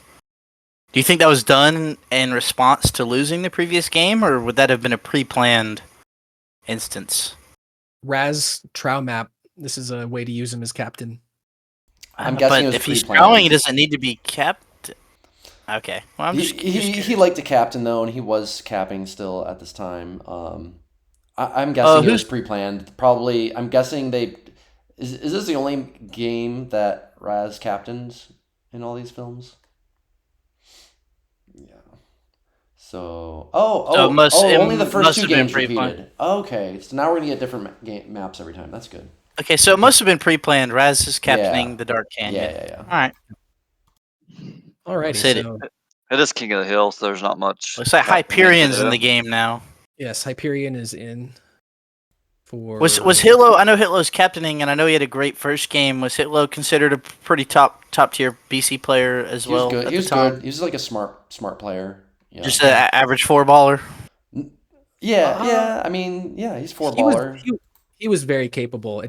He was very limited by his connection. So sometimes he would just have really bad connection and couldn't do much. But I mean, he was strong with like fetch and all sorts of stuff. We'll see what he gets this game. So other than the connection, you'd say reliable 4-baller, consistent 4-baller, probably. I'd say high 4-baller. He was Okay. just a very good player, very good player. All right, that's it. Yeah. All right, let's see. Super pixelated Tro. Oh, I see what you're saying now. Behind the map, Soulblighter yeah. and blue. Okay, that's really weird. So the only reason we're running the resolution this way too is because if I did it any larger, then it wouldn't go full screen anymore. So this is the best I Okay. can get. That's fine. That's fine. Yeah, that's fine. But back in So the this day, map right here is Dwarf Heroes and Fetch, right? Am I correct about that? You are correct, sir. Okay, so Dwarf Heroes are probably incredibly strong here with the hills. Like King of the Hill you're looking at here? Yeah. Yep. Yeah, I think Solus are potentially strong too because of the hills and the focus on the units having to be mid and the Tro having to be a presence. So I think Solus and Dwarf I'd Heroes say can be very Solus- strong. Solus are very important here because it's Koth, almost more important than fetch because you're going to just be hanging out mid. It's going to be pretty difficult to push in. Yeah, that's what I'm saying. Like you know that everybody is going to be mid, and you know that the Tro are going to be mid, and you have these hills to support you. So the Dwarf Heroes and the Solus both have concentrated hill fire right on like the enemy. So they're both probably very strong. Where if it were a different game type, I would say the fetch would probably be strong. Yeah, They don't look very strong on King of the Hill. You could go almost no fetch on this, I feel. I think so too, or very few at least, Very just to few block at most. shots or hit Yeah. concentrated melee. Yeah. But I think exactly. really the strongest units here are probably the Dwarf Heroes and the Solus. I think you get most damage output considering the game type and You're basically gonna just trickle in your small melee for contest time while the army Yeah. is fighting to push. throw some mauls and spiders away, or some Yeah. mauls and some zerks to Mauls get and some Zerks, contest yeah. time. Your Tro would just take way too much damage contesting that with that many Right. Solus. I'm noticing that NP has more malls and they have 5 Dwarven Heroes to buy as 3. How many fetch does MP have? It looks like they did not 7? max fetch. They did not max fetch. 7 fetch. And then is that RedPhoenix throwing for I them? think so. Can you Almost double definitely. check? Can you double check RedPhoenix? Yeah. Yep. Okay. Yeah, and then Who's I'm trolling? guessing Is Raz gonna troll Raz for is them? trolling on Bia. So we only have 2 soul packs for NP. We have 3 for Bia. And yeah, Raz is trolling and Yeah. captaining. Okay. And then we have Hit and probably Jeff on fetch. Yes. I have So a I think- slight not three-way preference. split? I have Is it a slight two-way or preference for, three-way B or NP's trade, I think. Just because less fetch, Yes. more dwarfs. I think I like Yep. that. Yeah. And also, I like a that couple too. more for the contest. Mauls are huge here, and they have a couple more.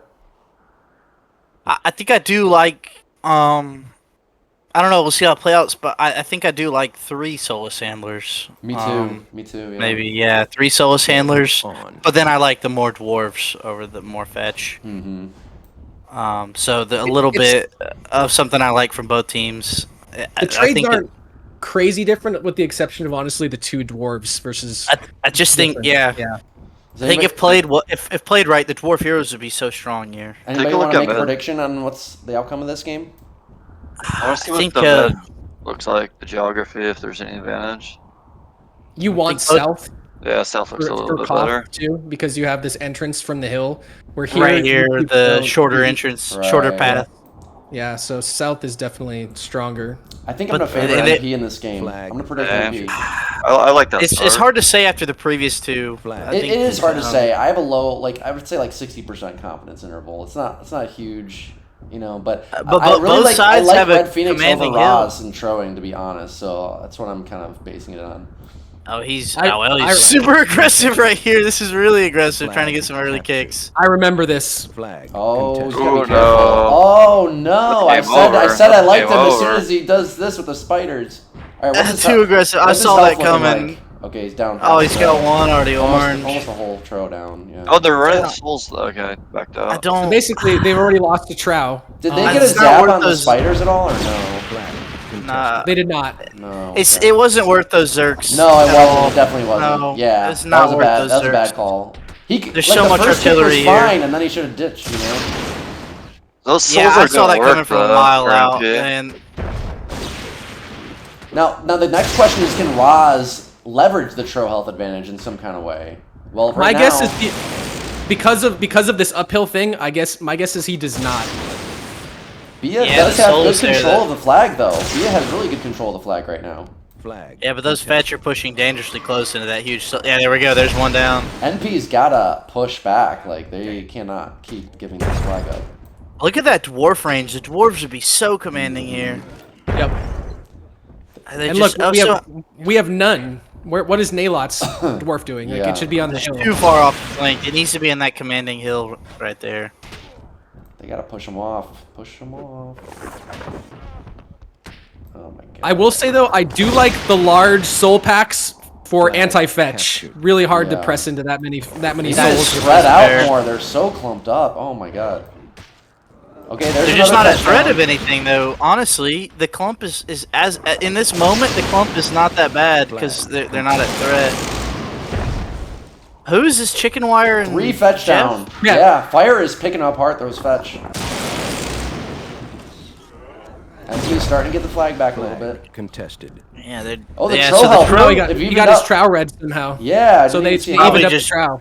So it looks like, you know, in He walked into hindsight, fetch. he walked in to stone that Souls, tro and got hit by so many Solus Yep. and fetch. Flag. that-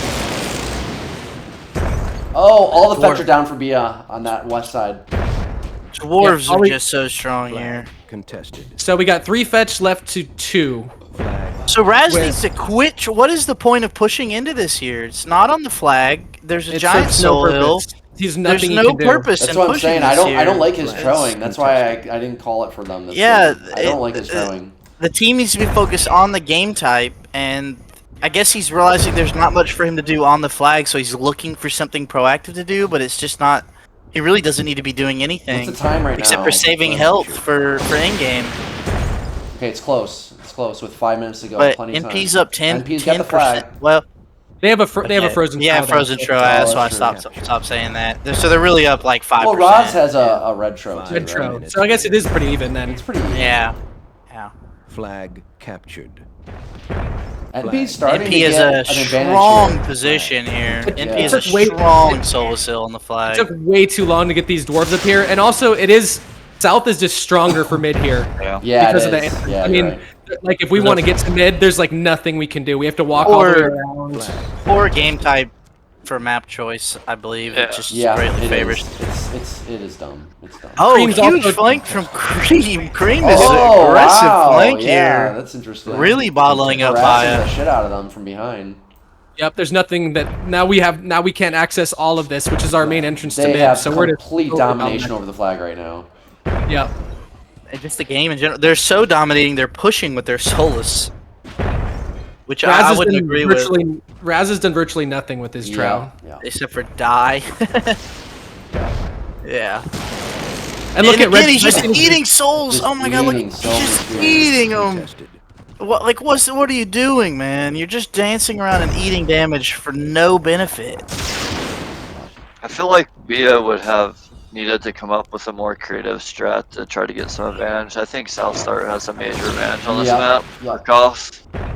Yeah, it's They needed trade to do max a dwarf two-prong. heroes. They needed to do a two-prong to get on either side of the flag, west and east. And they needed to have that control of the hill that Cream took. yeah, Which, They somehow they Cream probably also dies needed to there. Threaten, they probably need to threaten NP's mid hill from the west side.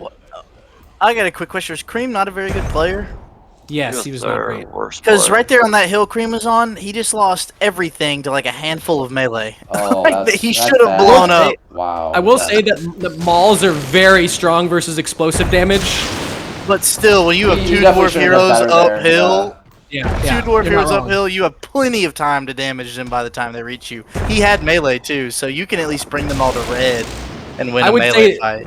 That this is completely over.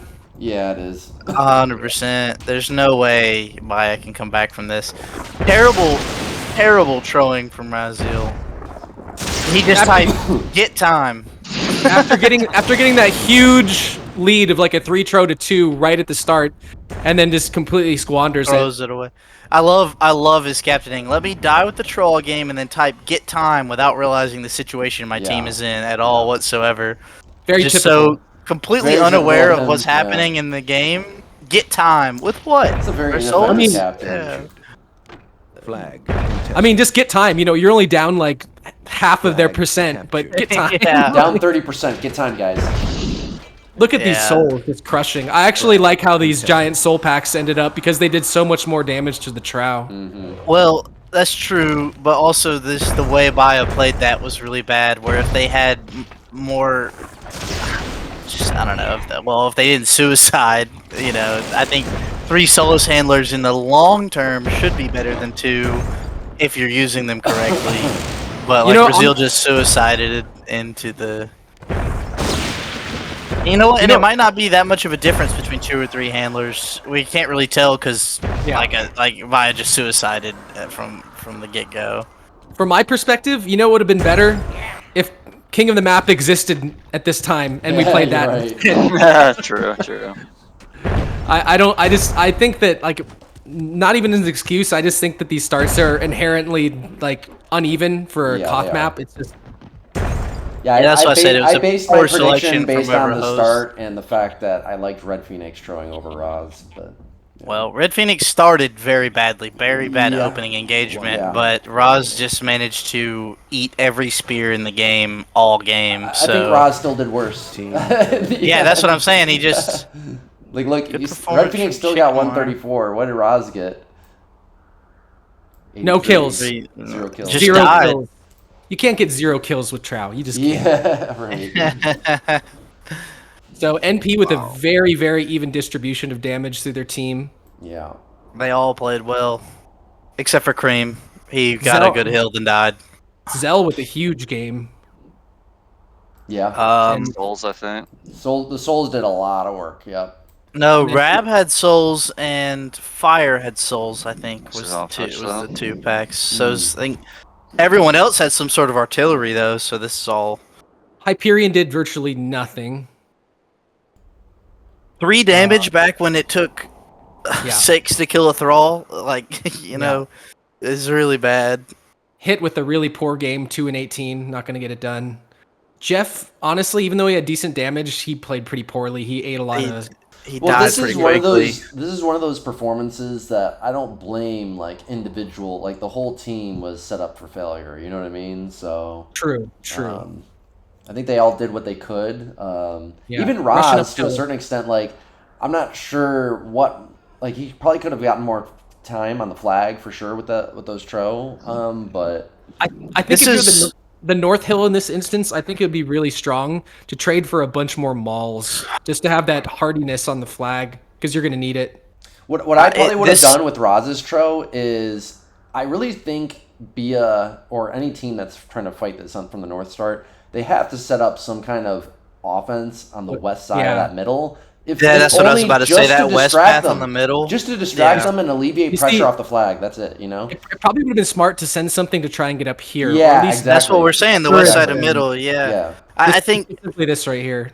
this is ultimately an artillery game. They need to get This some pressure is so there. strong here. Yeah. So Raz was trying to be proactive with Tro in an artillery fight game, which is the wrong move. Like he was trying to push uphill into a big soul hill, into like just a super There was defensive like nothing position. for him to achieve. There was nothing You to know what kill. even- There's no flag. Like at least he should have got Yeah. flag time. At the least, got flag time. Yeah. Something I noticed was also that spiders were wasted by being just included in melee packs. I mean, if you follow my cursor, spiders should have just gone like this and got up and behind the hills just to Yeah. get the souls Yep, scared. There's yep. nothing like that done.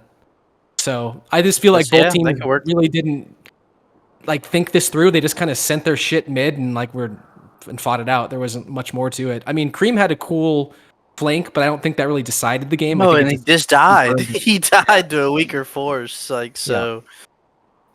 But interesting game. Let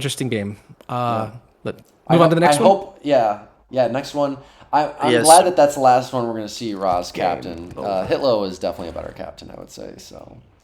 I mean, did Raz say anything other than get time after No, everything not went? really. He didn't say No. anything.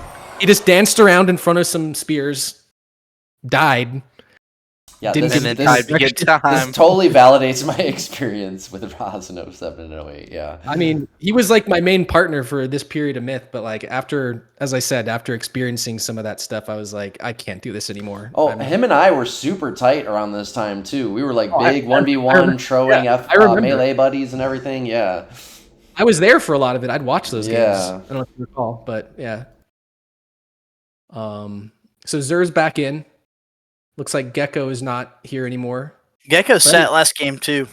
But this is a very strong showing for NP in regards to like just the amount of players they had show up. There's probably like 10 people who have been here for them, something like that. I gotta be honest, this Barons game, I think, heavily favors NP, although I have seen Rabican, I think, fuck up the trade on this before, so we'll see what he does. But as far as just like arty BC fight, you know, I really like NP's odds going against this Bia team in that type of dynamic, you know? Say the same I thing mean- for like the names involved. Yeah. Yeah, I mean, MP's got the deeper roster that's shown too. Like the top players for each team, like through 5, are pretty even, I'd say. But yeah, I mean, you go down to Blue, Hype, and whoever else has been playing. Like, I think MP's deeper roster would help them on a BC map like this. Yeah, at this point, like Zer is like their 7/8 man, and like Zer is amazing. So it says a lot. Yeah, was Zer kind of like, was he still kind of up and coming at this point, you think? He had made it onto NP, so he was pretty solid. You didn't just get it onto NP at this point, and he wasn't even finished. So they were looking for like good players to fill out the roster. Okay. So Yeah, that's fair. all right, let's roll. Let's hit it. Hit it. Well, I'm glad these are working out. Yeah, me too. It's a good thing you got him working because Asmo couldn't even get him working. So, I wish the team colors were a were you little trying different. a different version, Asmo? Is that why, or what? I mean, originally, but no, I ended up trying the same stuff that Limp has right now and still crashing. Interesting. Wow. So it's Limp's so we just weird. had- lucky. We had a different, what's it called? ISO. ISO. We had a different ISO, so maybe that was Oh, different. interesting. Okay.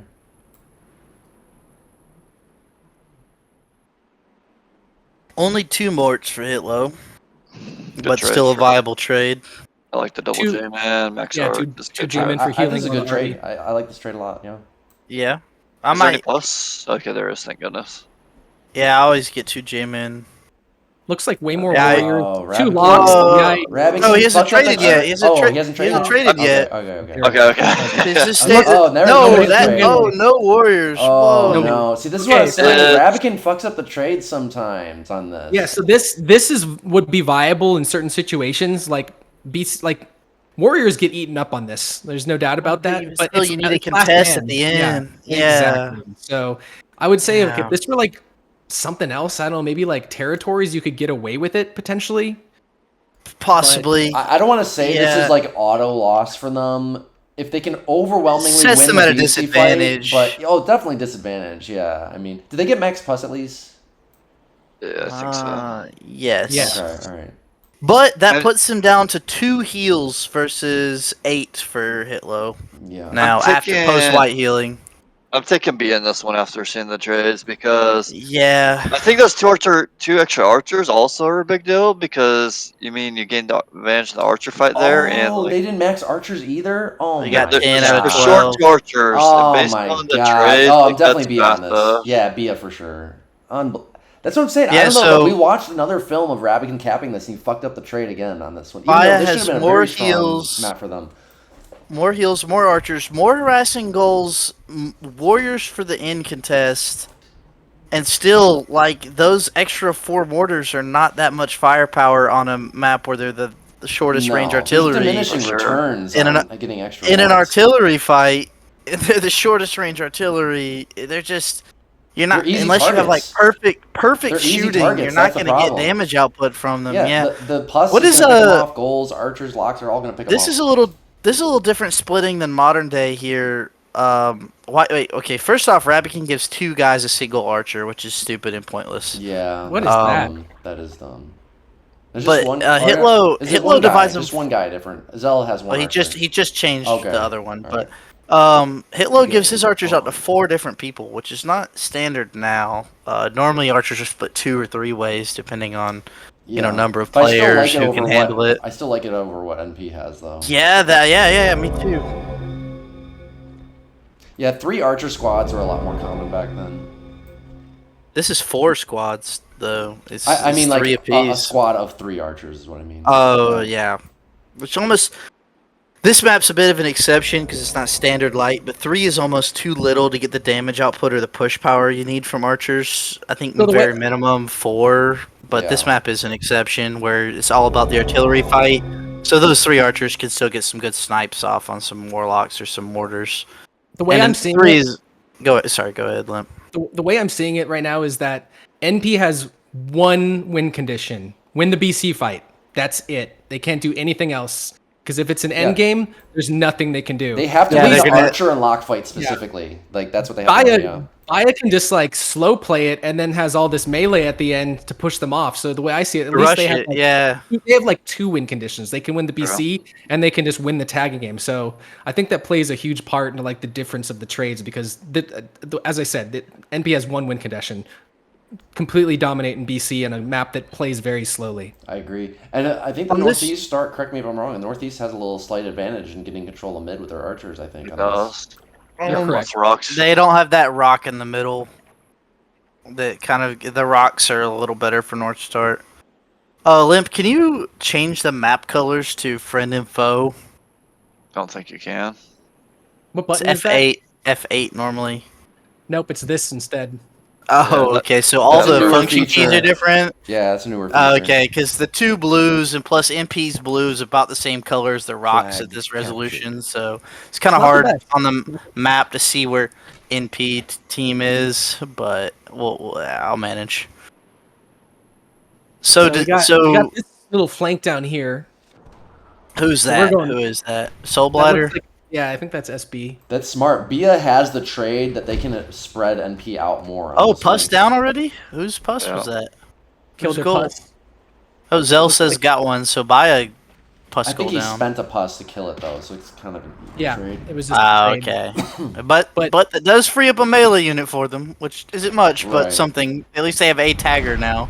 So we got a wide push up here. Oh, a as gold well. pack for Hyperion. That's a good. I like that. In the far northwest, I I really like what Bia's doing with these I like wide that. flanks. I like that too. Yeah, that's about to say they're wrapping both sides of MP, and MP doesn't have the melee to push them back Yep. or defend themselves.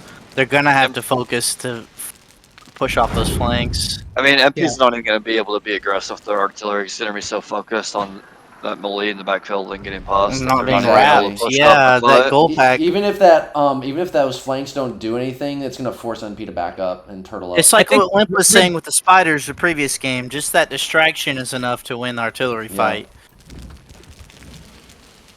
It follows the same concept here. Very, very light mid for NP. Well, Yeah, I don't really like RedPhoenix's archers all the way up here. I don't think they can really do anything. they don't really do much now. He's also way. And that's too why up. the meta over the years has changed to where all the archers just go mid from the start, because it's the Well, the best place for them in to spread and general, get when there. you're doing a lineup and BC fight on almost any map, the archers tend to be the center of the entire team formation, right? So that's just how that Yeah. works for when lineup and BC fights. You're setting up a team formation. And you're gonna have locks or archers in the middle and locks on the flanks. So NP's kind of gotten themselves a bit surrounded here, which is the last thing they could need. It's the worst possible situation for them given their trade. Okay, Soulblighter's confused whether the Warlocks of Fire confuse or do fire rings. He's just fucking with me. Okay. If I was NP, I probably almost would have done like a 2-prong middle and like pick one either north or south and just ignore the other side or something. With this trade, I think they needed to just completely push us off mid to the start because it's going to make things way harder for us. And way harder for them at the end if they're not controlling it. No, GKG, if you were MP, you would have traded better. Well, that too, yeah. Yeah, I think with all those mortars they got, I think you mortar rush mid with the archers to try to get Yeah, mid. exactly. You want That's to a good take your idea. claim You're right. early. You're right. You could use all those extra morts to just like push, like right in the beginning. Yeah, Just because keep I think control of that 6 middle. morts beat 6 archers. Yeah. Yeah. Unless the archers are adrenaline. You gotta use the according to morts adrenaline. like a melee rush almost because you have so many of them, right? So it's finally reacting to this down here, but it's like these are so out of play for mid that it's like this is not good for them. They're unsupported. They have no melee, no counter plus.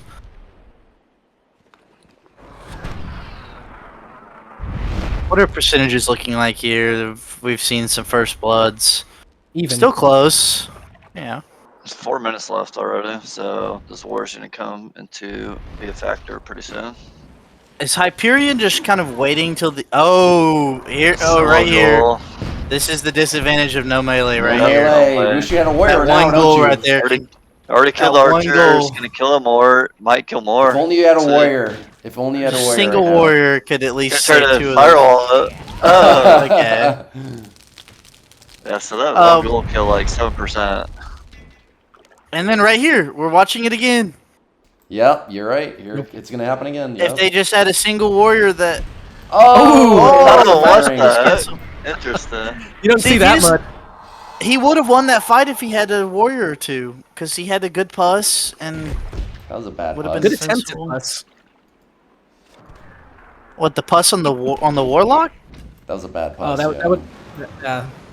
What do you mean?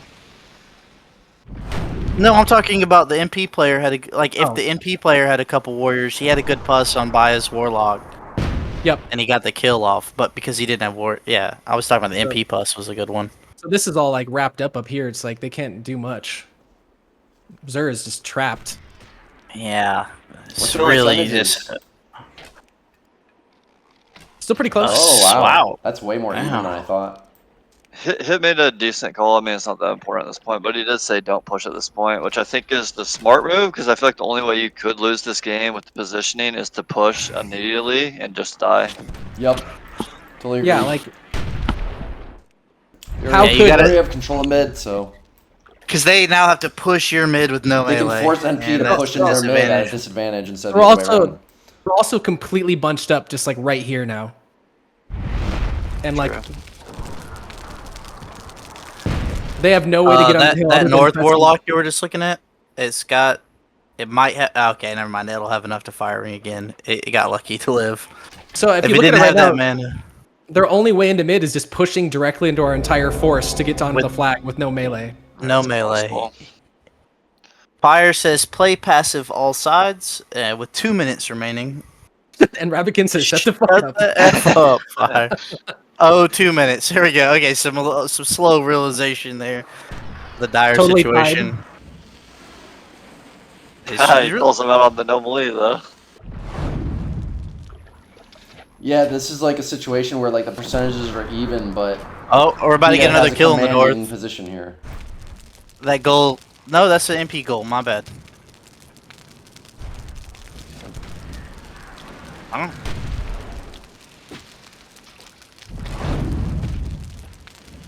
NP has kept us miraculously close. It's just through virtue of having good BC players. Yeah. Yeah, but it's all about the collapse here in a minute. If have a minute to hit that flag. A minute is just not long enough. They have no melee to get on the flag. Like one goal is And- not going to cut it. And technically, they should be winning the BC with so much more artillery. It's just they Yeah. don't have positional control. They actually needed to do this push like a full minute earlier. They're already way I'm like, behind. honestly, I Yep. think right now Bia needs to melee rush to keep them off the flag. Like, or maybe in the next Oh, they 15 just killed their own seconds. Mort. Like if Yeah, if Bia can kill that one goal, then melee rush MP. Then yeah, there's the journeyman going in. That's all they need to do is they just need to melee rush MP off the flag. Flag contested. Yeah, I don't know why they 30 NP backed seconds off way too way too long. Like They need to be shooting that they goal. needed to take. That was going to take them so long to win the BC fight. They needed to give themselves. Oh much my time. gosh! Look at this. If they had Why are an those extra minute, archers they would have not won. If they had an extra minute, they would have won. Well, those archers are not shooting that goal right there. Game's still not over, and maybe they do win. We'll see. They need to be shooting Yeah, that goal. yeah, but I'll be they're shocked, just but you're right. ignoring. Oh, Oh my It's god. NP's only chance. NP actually should have won this. Oh, the duds. oh! Now here comes the Mort contest. Oh wow, maybe I'm J-Man playing dividends. J-Man's didn't work. Flag. Oh my god. Flag. I cannot It's believe it. absolutely Why are the archers not shooting Oh, the freaking God. goal? Finally. This infuriating me That is watching that goal so run around dumb. everything and Flag. keeping the contest. Oh, if only Everyone they had is another critical. melee. If only they had Bleak another us melee. too. Flag contested. Look at this. If only they had more melee. Oh my Exactly God. like we talked about. Oh, this is Melee wins it. they oh my god. Watching that goal run They should have between won that, five actually. archers They for could have so easily long still is won that. so they- infuriating. They definitely could have won that game. They need to push a whole minute rough earlier. series, man. Exciting end though. Yeah. It for sure. was. Naelot with a huge game. I'm gonna be thinking about that goal for a while. In your It was nightmares, man. so frustrating to watch Like, that goal and keep Yeah, that like contest Bia's so whole long. team need to be laser focused on just If killing they that had just fucking shot goal. that goal, it would have been so much of a cleaner win because there would Yeah, be it no would have been a lot contest. cleaner. Yeah, for sure. Yeah, if they just killed that goal, then the MP would have had to suicide Extended the rush game, like, even 40 harder. seconds. Yeah. But they're chasing it with warriors that start getting morted, and then everybody starts getting morted, and there's that one goal still alive, and oh, it's just Beautiful. yes, beautifully Organized chaotic. chaos. Wow, I'm surprised here. Hit with 65 damage and 0 kills. That's pretty unusual. That is strange. Yeah, they're bringing everything to red. He had archers. Hyperion- So he must have just been pinging a bunch of things. Never got the finishing Hyperion kill. did nothing essentially with his goal pack, which could have done a lot more. It really could have. At least it kind of forced them to Oh. collapse, but he didn't really get any damage, but he scared No, them. he had them all Hyperion looking spread kinda out bad over so the far. map. Yeah. Yeah, I mean, with 4 goals against an enemy team that has no melee, you can get a lot of good kills. If you pinch right as you have another player pushing them with artillery, you can just collapse and ruin a flank. So right But now it- we're tied 2-2, but in points have got to be pretty close. Probably a little in NP's favor, if I would guess, just because they had that commanding game 2 win. But I forget exactly how it works out. It was probably you pretty had split a- in game 2. I was about to say, yeah, they had a bigger percentage advantage in game 2 than you had in 1, so that gives them a little bit of points. This one was pretty close. Yeah, probably. Well, they also had a commanding Canyon King of the Hill game. The Points are So- probably a little bit in NP's favor right now, I would guess, after the 4 games. The point Yeah. system is so Yeah. dumb.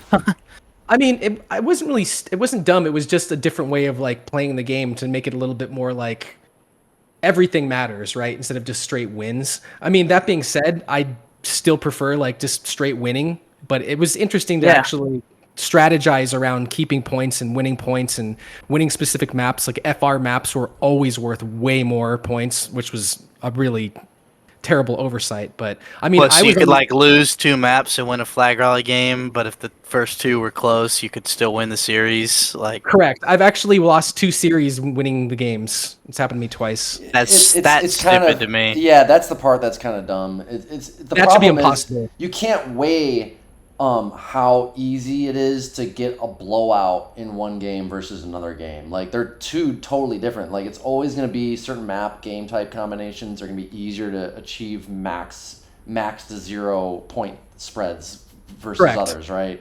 It's impossible to get that balance right. So How can you possibly weigh the worth of one game over another? yeah, They're you all can't. the same. Yeah. At the end of the day, and it just feels wrong. It feels wrong if you won on game wins, you should win. You know, it feels wrong for it to be any other way. Oh yeah, so. I mean, I was eliminated from MWC 01 in that exact situation. EI won 2 games and lost 1 badly, and we were eliminated. Not great. Yeah, silly.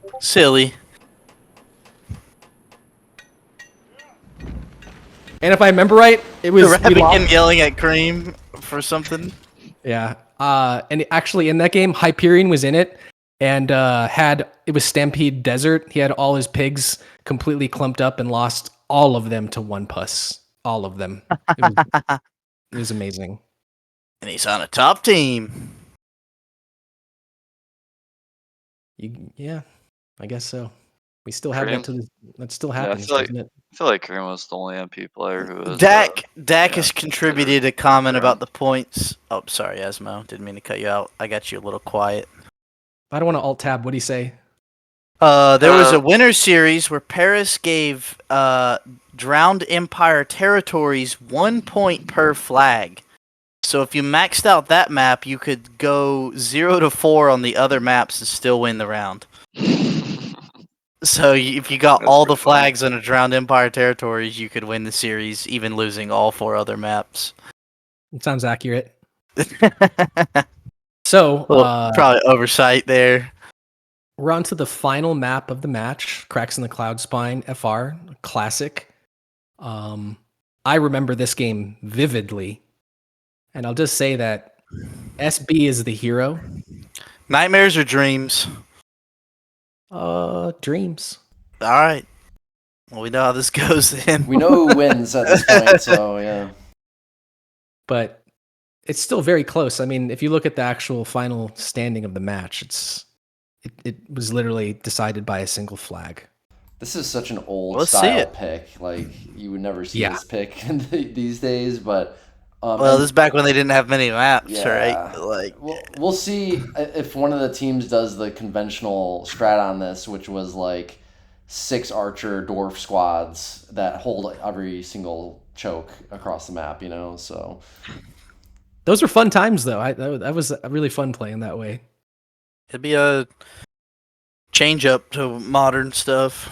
A little different pace game. usually what wins this is whoever gets the first 4 flags is like enormous advantage on this. So Yeah, I remember a big point of this game was like you don't hold like 1 flag or 2, you try to hold 3. The 2 4 flags and one of the outer ones is like the strategy. Aren't there 2 flags No, underneath the you need to fortresses, hold right? both Yeah. outer ones for sure on this. Because Oh yeah, you it's give up the 2 outer ones and then you give up like the back ones. That's what it was. Yeah, you could give up one of the back ones maybe because as long as you hold the chokes, it's hard for them to even get back there. You can guard the back ones pretty light. Yep. On this, you would actually want to have dedicated people microing the goal taggers for those outside flags because it's like that's going to decide the game highly likely. So Correct. Let's see it. All right, here we go. Been a pretty close series. You said you guys 2-2 in game wins. Mhm.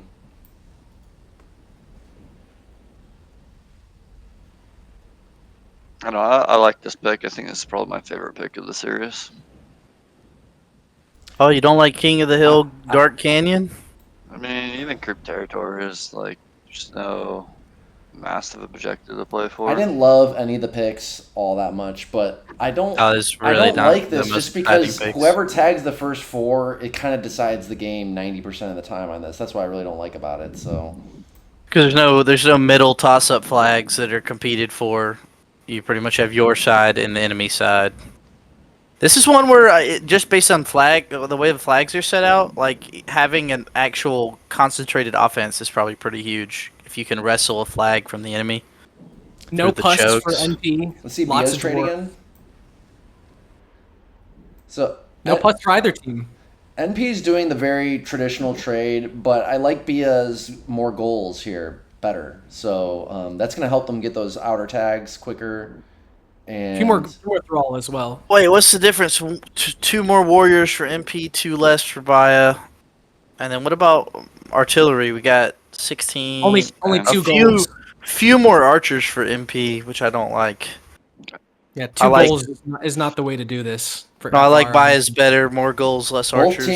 both teams are doing the very traditional strat on this, which you're going to see 6, maybe it's 4 in some. Maybe Bia's going to hold the outers with just dwarfs. I don't know, but they'll still have they'll have archers in 4 different spots. So they have 1 archer squad on each flank instead of 2 is the only thing they're doing different. But Blue dwarf on wall. That would be a boring role to play. Hey, I'm just gonna sit on the wall all game and hope nobody comes back here.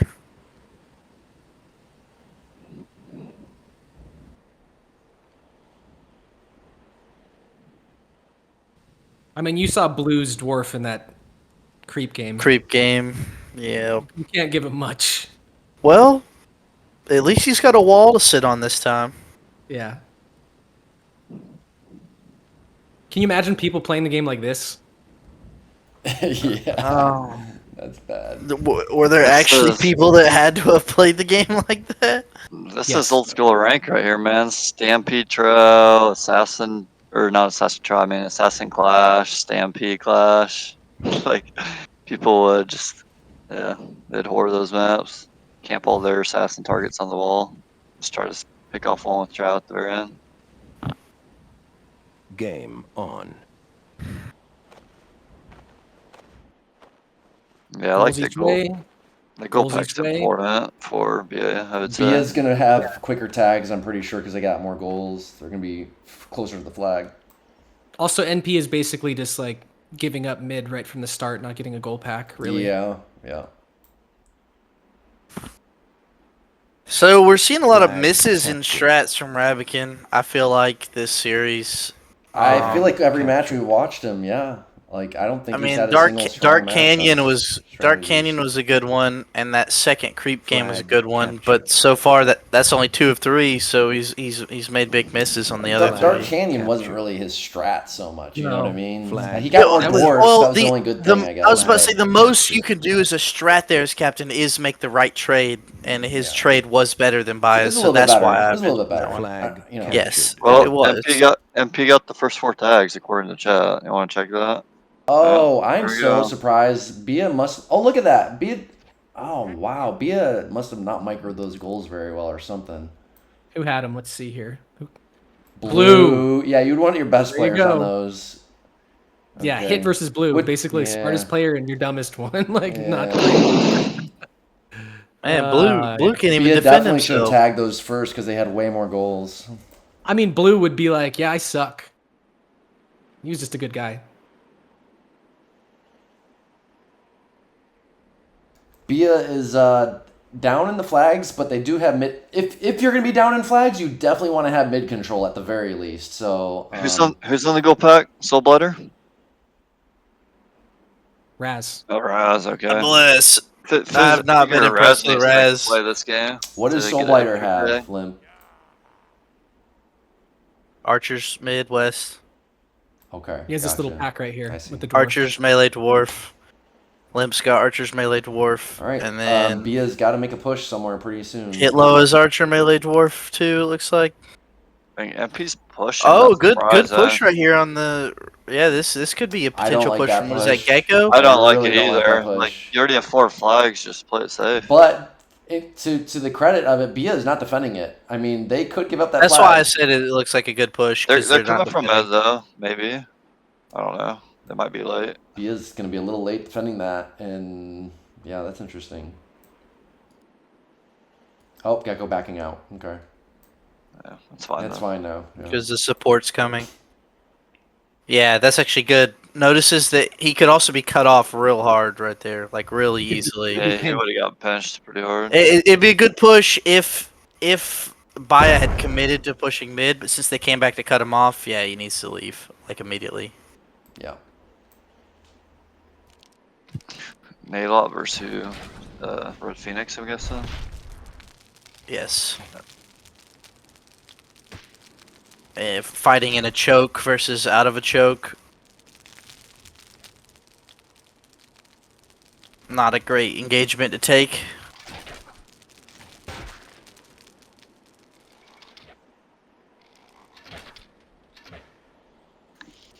Yeah, I do like Baya's position better. Having the hill control, having the mid control. They've essentially... Oh, Gekko coming back on the east now. He's probably going to keep at least one player tied down doing that all game. If they keep reacting to him. Bia's Just- being real slow to react to it every time, too. But I like that too. I like Gekko doing that because they're up in flags. So if he keeps getting a Bia player to keep reacting to him, then he's keeping them from pushing. And Yeah, then Archer's no, I on the agree. window too. So if Gekko keeps playing that little game right there, or if they don't keep reacting to him, he still has enough to take the flag. So either way, it's a good play I think from him. He just needs to be wary of being cut off. That's the main thing, because he can be easily like right now while he's committed. If a Bia player went east behind him on that central mid path east, they could cut him off and pinch him real hard. really Helping easily. them. Maybe Yeah. trap Really him. easy. He's fully committed at this point. Like, Yeah, so You- he's you can't super. back out He's right now. super. Like if Bia right now committed to cutting him off and killing him, and then going on the offense on that right side, they could get a huge advantage. Gekko could take that flag. He's got the archers to push him off. And Good. Jimmy's going to. He needs And to a be melee cut up. advantage. He needs to be surrounded. Yeah, I But totally Bia agree. is So, sitting more just in I defense. think MP has that dwarf on that hill, that on the passage you're talking about, though. I think that's why they're not doing it.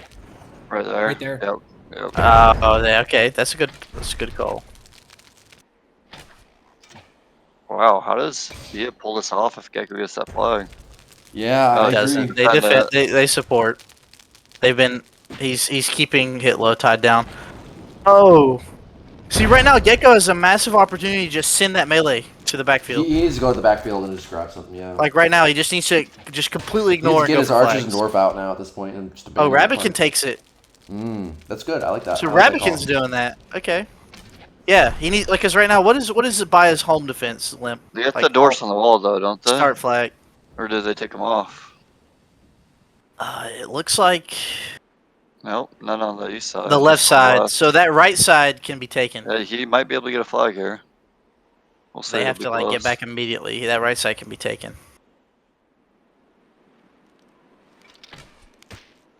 Wow. I know don't how like how Rabican Yeah. went west instead of straight south. I really Yeah, that was- disagree with that. Yeah, he gave us time to just go reinforce it. It was That is really dumb. poor. That's a huge blunder right there. If he doesn't get that flag, it's because he went west instead of south.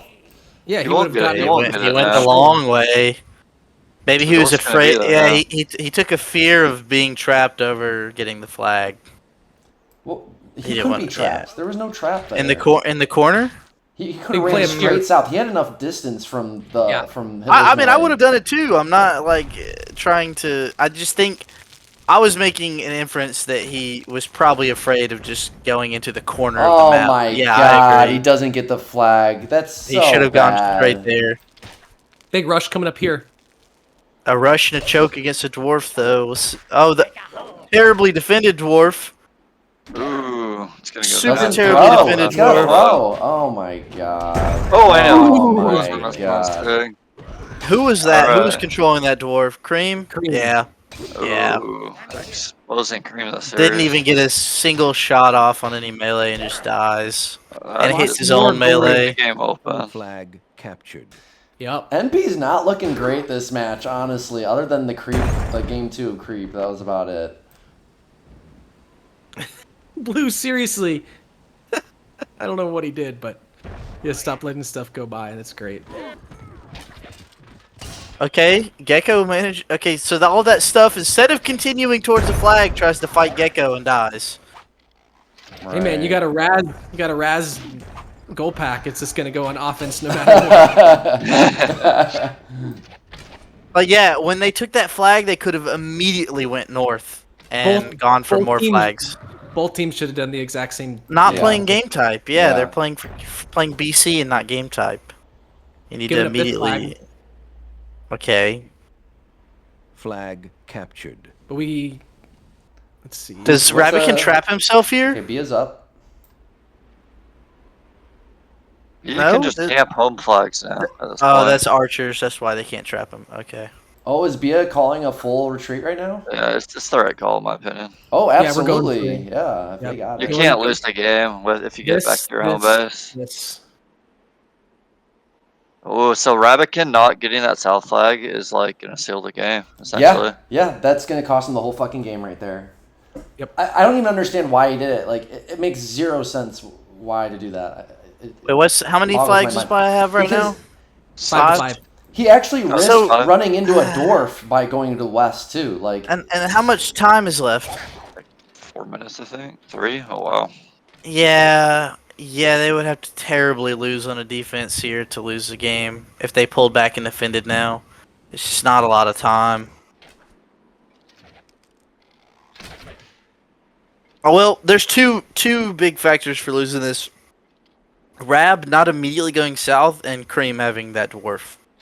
Were two the big. Creme could have definitely killed a lot more melee, or at least heavily damaged it. Well, and that's a smart So- call. I like it. Whoever the Cool. green player is on the west. Soulblighter going He's just on gonna get a offense. flag with for some- free. It seems like because they're going all offensive because they have to, right? So he's probably gonna steal that Yeah. flag. RP Or at turns least, around. yeah. Even then, again, it's a same smart concept. move though. It's a smart Same move. concept Force as them to earlier. pull 'em back. yeah. Yeah, Takes all the yeah. pressure You're off either their tying a offense. player down or getting a free flag. Either Yeah, way, Yeah. with less stuff. Like, why is? Oh yeah, it's just Rabican's just been running in circles. Not impressed with Rabican. Yeah, I hate to say it, but me neither. That was a huge. I think they blunder. won on virtue of their team having many good players, and less Rabican being a great captain. We've had a solid series, Limp. I don't think I've noticed anything poor for me. Only solid play. Talk about Limp. Yeah, Limp's had a solid series. Yeah, I agree. Well, Red is just saying this. He's eating a bunch of arrows. We're just retreating now. We're Limp trying tends to. to stay alive. I know. I'm it just seems like. messing. I'm messing Our around. goal right now is just to get him away from this flag. Yeah. I'm just joking. Yeah, you've had good positioning, Limp, and you tend to stay alive. That's what I do. Or try to. So here's where the real drama unfolds. 1 minute remaining. Okay. That Stygian is just Talking taking about it. Flag, Flag. okay. Whose Stygian is Would- that? if they tag this, would they have won? If they tag this? Oh, it's Yeah. Rabican. Yeah. No kidding, dude. Oh, so it is that close. Oh, wow. Why did Rabican not just fight the warrior? So he's gonna hold Oh, off the there warrior, it huh? is. There it is. Rabican is so bad. like, come on, dude. 30 Just seconds taking remaining. free hits on that Stygian. See, we Yeah, drew this whole Soulblighter's force away defending from the that really flag. well. Oh my god.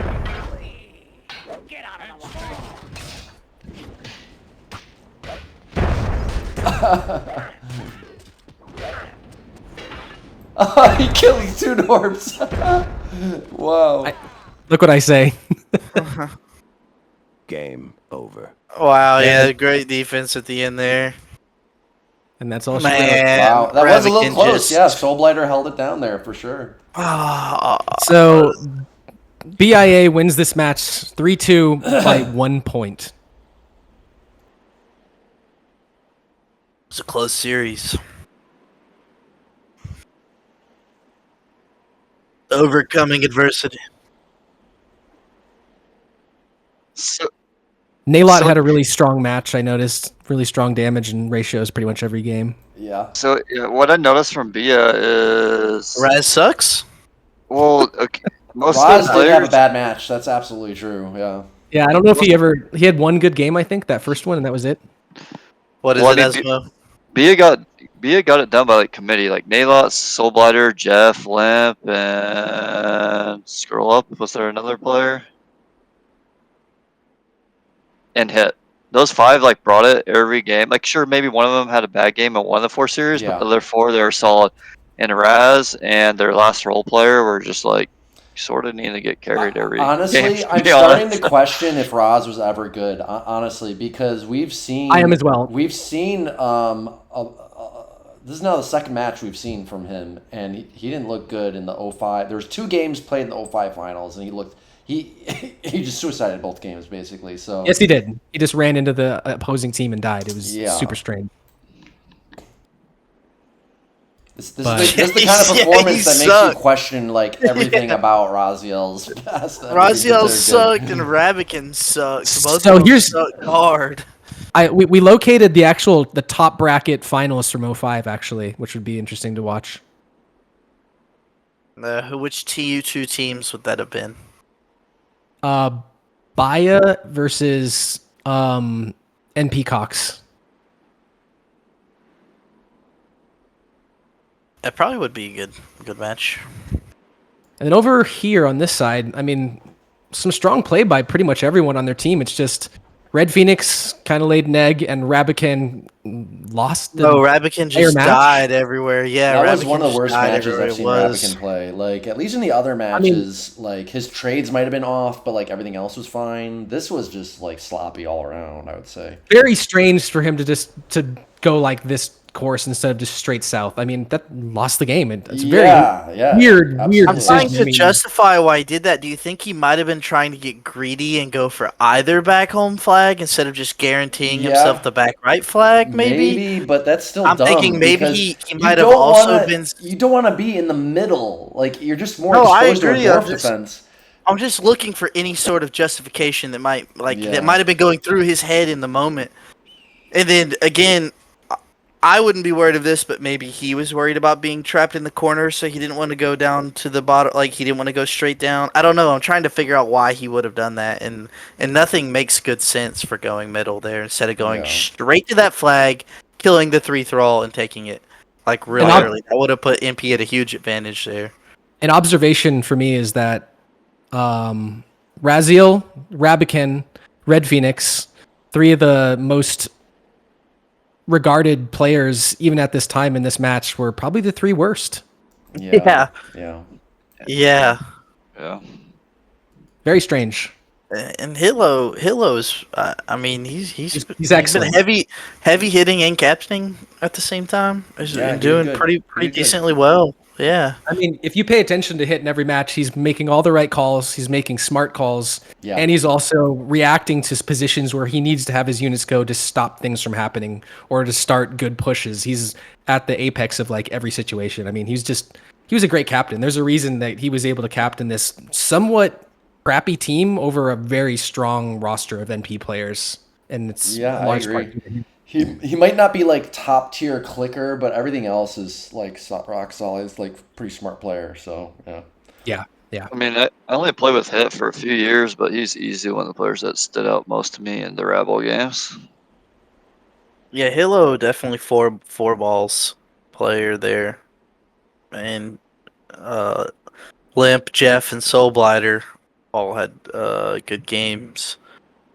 Naelot had some good games too. And then Naelot some was- bad ones. Naelot was a strong Raz player. and Blue just kind of sucked the whole series, and then for NP, Creme sucked the whole series, and Rab sucked the whole series. And then everyone else had okay, and RedPhoenix too. Chickenwire didn't really have like a singular great game. It was a lot He had of one. The Dark Canyon game. He top damage, so he had a pretty decent game that one. Okay. I don't know if he did anything crazy, but he did pretty consistent with his artillery there and got a bunch of damage off. So I'd say that one was he did well that one. But I didn't see yeah, him he was do kind of bad like really any of the games. No. either, he didn't no. do bad. He didn't do outstanding. He was just kind of consistently middle of the road for most of Yeah. the games. That's the thing, though. I feel like in terms of like judging how good a player is, I don't think you can just go like straight to stats. Like for example, Chickenwire, Oh. like that game one creep game where he quote unquote had bad stats. Like he was just given had nothing to do. thrown Yeah. a horrible situation. So He it's did sort the of like best thing what he you do could with in what that you have. situation. You know what I mean? Yeah. Like, I mean, That's what you it's do not with to what say you that have. he had a bad series. It just doesn't seem like he was put in a position to like succeed as their Right. at this I time would best agree player. with that. I 100% You know? agree. It's Rabican That would not be my putting his takeaway. team in a good position for success. That's what that is. Yeah. Yeah, yeah. It's a fun series, though. I was worried that you guys were gonna win the series on points, but losing games because I fast forwarded through the out of sync games. The out of sync games show that MP won 3-2. So I was like, oh no, Oh. is it one of those series? But Nope, no, nope. I remember this thank this goodness. ending with SB and the dramatic defense of the flag. I was looking forward Probably to felt was a really lot, good. a That was a really lot good play more for him. dramatic live than it did in review. I'm sure it was super dramatic watching that happen go down real time. Oh, dude, I got the Clutching shakes. I'm that- sure at the time. Clutching Oh, yeah. that flag defense, watching him make that dwarf look like magic. Yeah. You'll notice too, we were able to drag all this stuff away from coming to help when we went out over here, so they Yeah. didn't actually have a say in getting this flag. So it worked out pretty well. Yeah, this was definitely a better series than the finals, I would say, yeah. Although NP probably looked better, if I remember correctly. Did they, I don't know, do you remember Asmo? Did NP look better in the finals than this, or I don't know? I mean, probably. I don't know. Like Rab's stuff. Were the from- finals Rab this wasn't close? even. Rab wasn't even in the finals. So I guess Rab wasn't there. Rab stood out to me in the series for the wrong reasons. You know. Yeah. It's something very interesting. Is so Who wasn't in the SB finals? Who captained? Thierry. Thierry and maybe someone else. Yeah, someone else did. I think it was maybe Jush or Chickenwire. Chickenwire captained finals- a lot too. Were the finals as close as this series in terms of points and wins losses? Yes, And just it was individual actually games? it was a tie in points actually, but we won via Yeah, games true. won. Yep. Oh, that was the tiebreaker. Okay.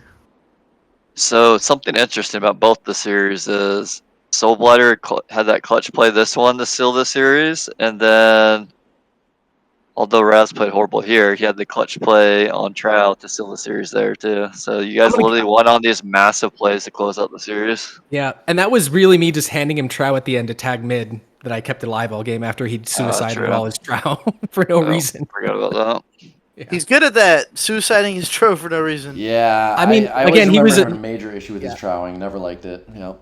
Never liked it either. He just takes huge risks where it's like, why would you fight that? Why in a million years would you take that risk there when the upside is like maybe you escape with like 2 red Trow? Why take that, you know? My least favorite type of player to play with is the player that feels that they need to make the play to decide the game every single time. So they'll go Yep. do this massive aggressive play that doesn't really make sense, and if it goes well, they think they're the freaking hero, but most of the time they just screw their team over, and it's like, okay, the rest of their team doesn't get to play now. They just get to slowly lose the game. Yeah, that's a very good point, Asmo. Absolutely true. I People who don't completely play agree as a with that. team, yeah. It's like Rambo syndrome, right? Yeah. Yep. Yeah, I just sometimes- don't like playing with people who don't play with the team, essentially, is what you're saying. Like, they just go Yeah. do their own thing. Yeah, It's yeah, so yeah. frustrating Yeah. when you're playing a team-based game where everyone needs to be on the same page, and they're trying to speed through it and just do their own thing, and it's so frustrating. It's, just I why will would say you do though that? that What are you doing? if you can guide Rambo syndrome into a winning atmosphere, it can be everything. Like I would say, honestly, GKG, that was you for NC in that year when you played. You had the Trow. We wanted you to be aggressive and take control of. I see what the you situation. mean. Sure. I mean, But it wasn't like being it doesn't mean that you were just like Ramboing in and like just at all costs. But we expected you to like be aggressive, lead the charge every time because you were good at it.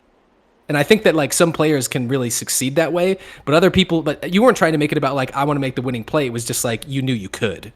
And we followed that. You know what I mean? In both, it's just kind of weird. I know what you mean. And like, yeah, it kind of looks like that in that 09 finals, because there's those 2 Tro games. I assume you're referring to specifically the Tro games in particular. Yes, correct. In both instances, it was just kind of like, I had a counter on my side of the map. You know what I mean? Like, their Tro were on the other side of the map. I had a counter on my side, and like, yeah, I see what you mean, but I don't fully see that as like I'm Ramboing. It's more like, their Tro are over here making a push. I have to do something on my side too, right? So yeah. It's controlled aggression, is what I mean. Yeah. Yeah, that's better. And there's a lot of players that it takes a while for them to get there. Like, you know, like Kirk is a Rambo player, but if you can control that aggression, then he's super valuable. Same with a player like Kruniak. Same with the player like Zur. They just had like a wild aggression where they did want to decide games, but a lot of times, honestly, the player that reminded me of it most of all the matches we watched so far. Take a guess who you think I'm gonna say. Yeah, of this series right here that we just watched. Any of the NWC finals we watched. Any of them? Oh my gosh. Genghis? No. Who?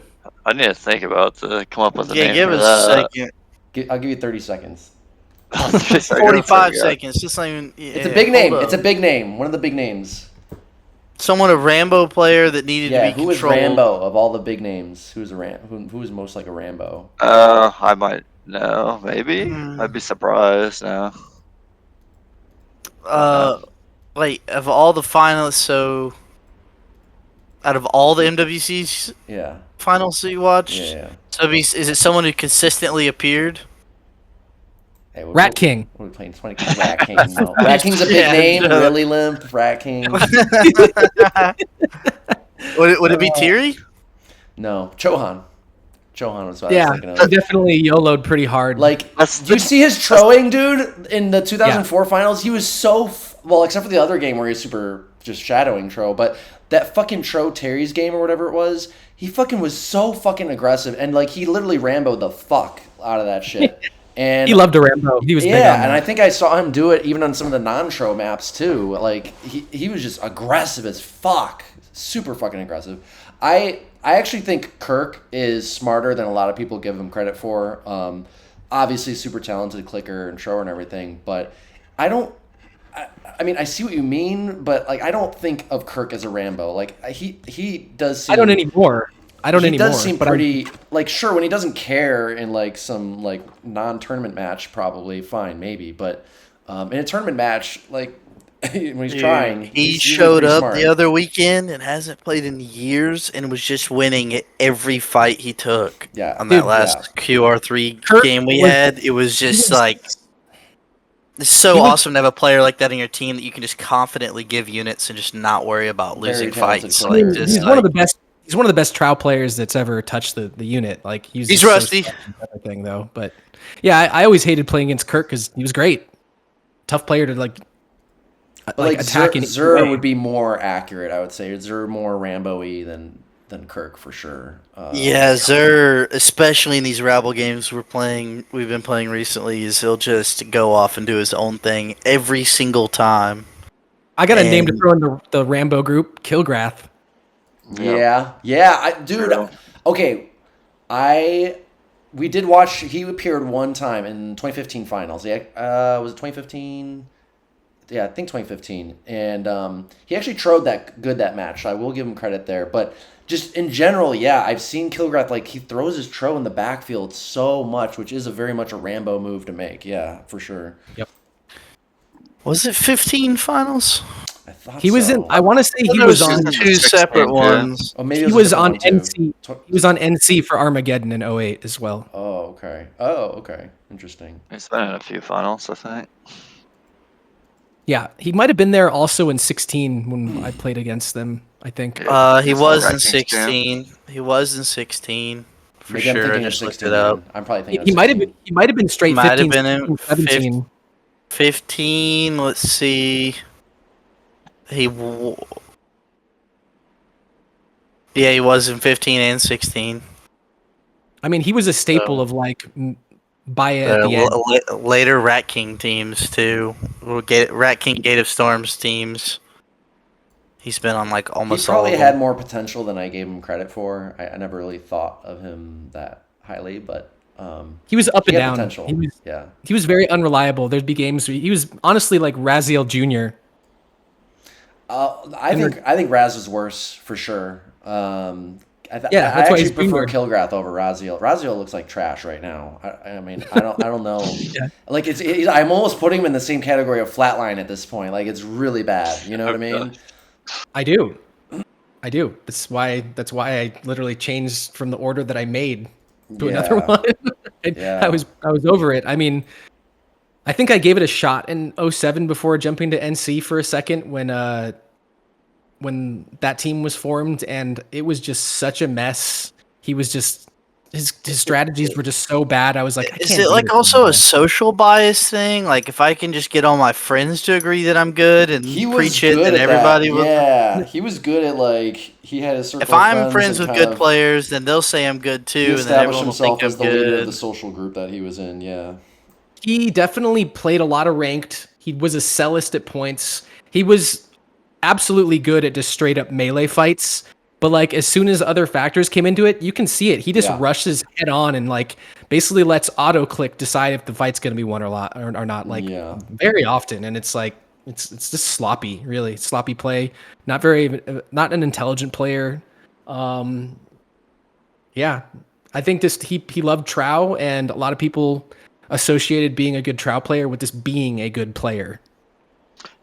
I would say that in terms of MP, Jushius stood out the series, and I know in the earlier years he was considered one of the best players, but he did show up the series like pretty consistently. That's a good. Yeah. That's a good call out. He Yeah. didn't play game one, but after that, I think he like played well every game. You're right. Yeah, it was hard to say there was a standout really, because everyone had like a good game and a bad game, and like some okay games for MP. They I seem feel to like. be mostly inconsistent, other than Jush. Gekko was pretty solid too. Other than Like, that Puss Other Other game than one. that, pussing himself in game one. That was the Yeah, only blunder there. That was my I would first say that- thought. but like a lot of the top players for Bias seem like we showed up consistently. Basically, like the five that you mentioned before, the five that are at the top right here. We were always Yeah. pretty solid, and Raz and whoever was. I would seventh man- even narrow that down to the four. I think Naelot might have been weaker the first few games, but then got better as the series went on. Where the other four were consistent all the way through. Yeah, that sounds true. I didn't have a great game statistically here, but I held mid the whole game, so I'll take it. Yeah, I think- statistics are just part of it. I think this match is really important to reinforce and validate Bia's win over NP in the finals, because For sure. without this match, like NP could always say like, well, we didn't have our captain or our two best players or whatever.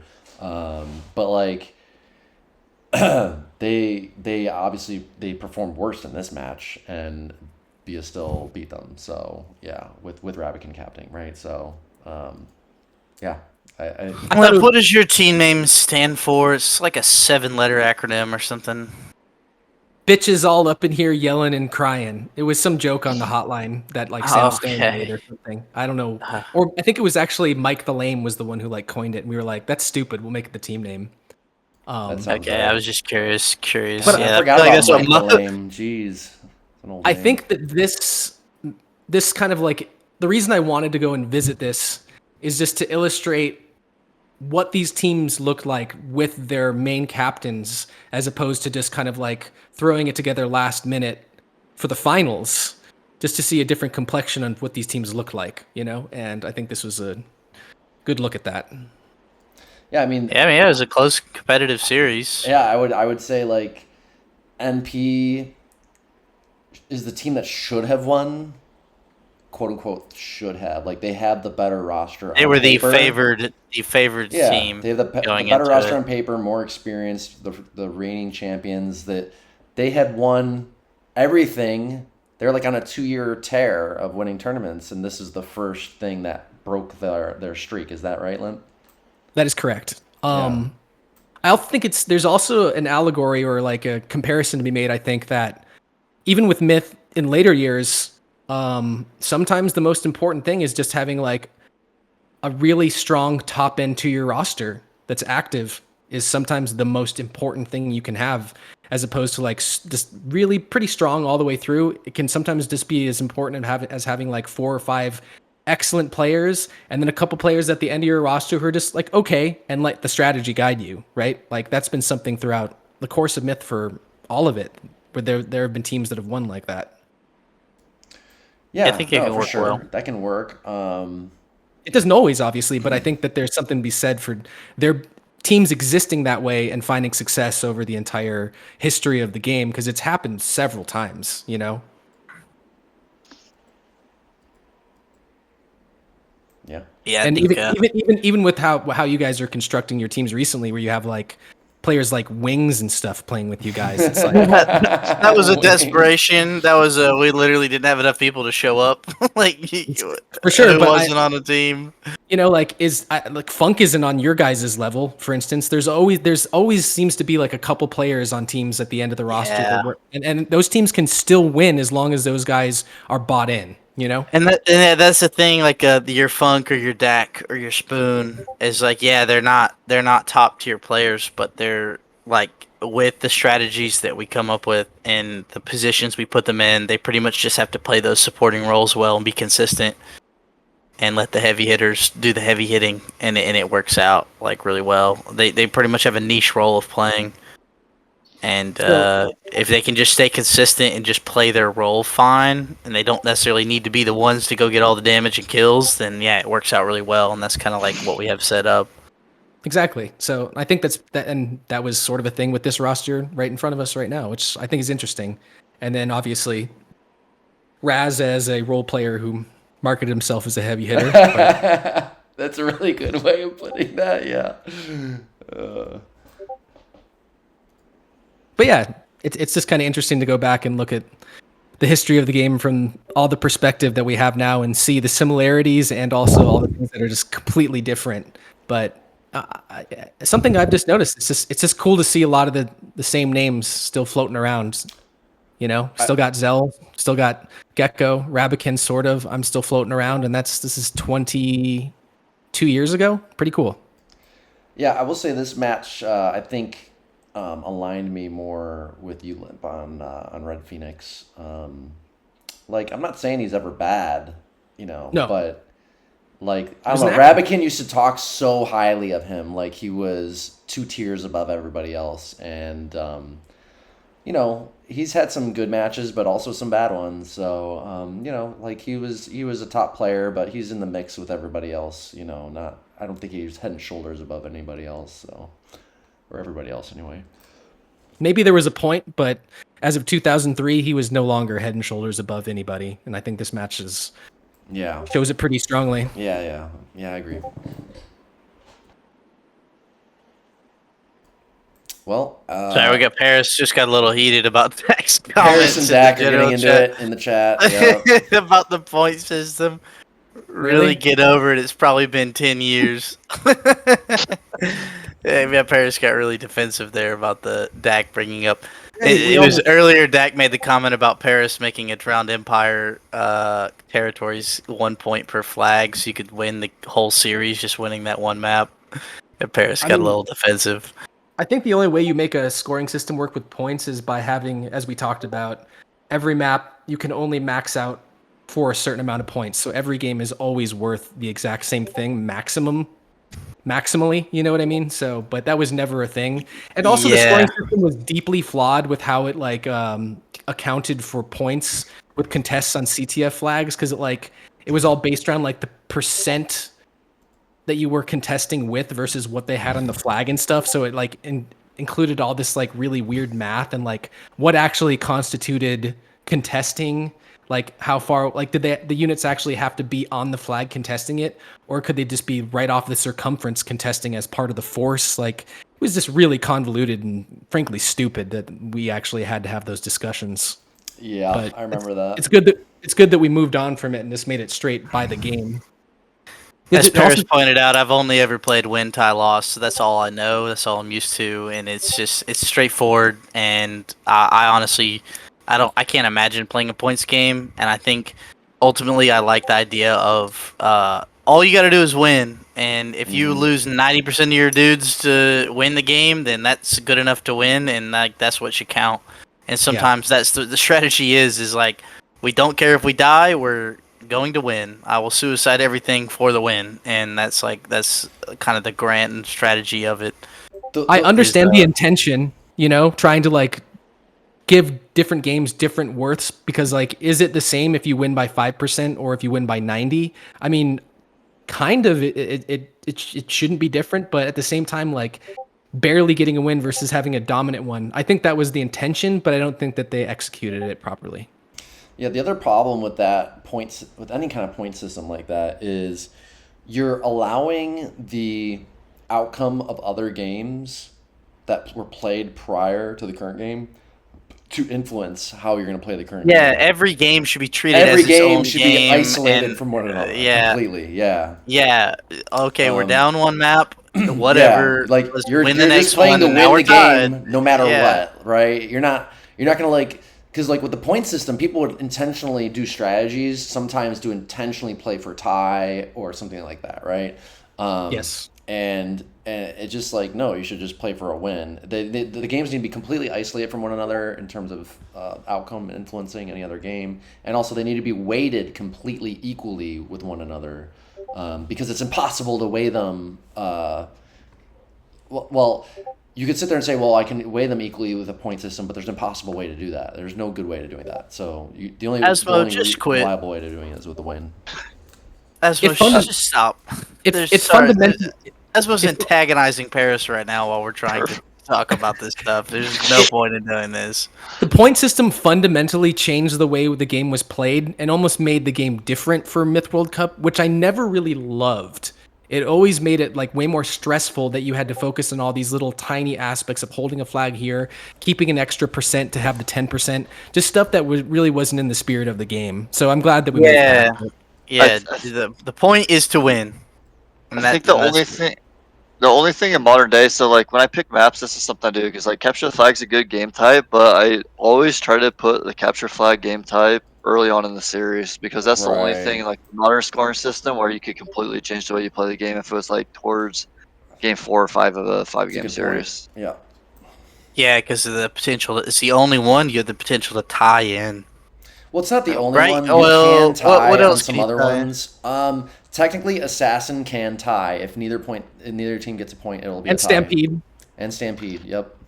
I think but technically all people don't play the those though. I think Koth and King of the Map, I wonder if those could technically tie if you got the exact same time. No, Such a no. low I've seen it. I've possibility. seen it where the time and the text is the same, but it still gives one the perm win. So It probably was whoever tagged first. I mean, really, yeah. Since we're or only it's going off, calculating in microseconds. You know what I mean? So Could I be don't that know. as well, yeah. Just curious. mean- I've never thought about that. yeah, and I think it's kind of also like this idea going off of perm is a bit silly in the sense that, like, in the same way that you can tie capture the flag, like you should also be able to tie territories. Because at the end, if you have 3 and I have 3, then we've tied. And really, who tagged first has no bearing on whether or not we had control of the map at the end of the game. And so, in that sense, like going off of the perm points is kind of like a silly concept to me. Like, I think in reality, territories like should be able to it. be tied. I know, I like game that are it. built into the engine, so I can't complain with it. I sort of like Now, it though. Forces people to obviously, play aggressive.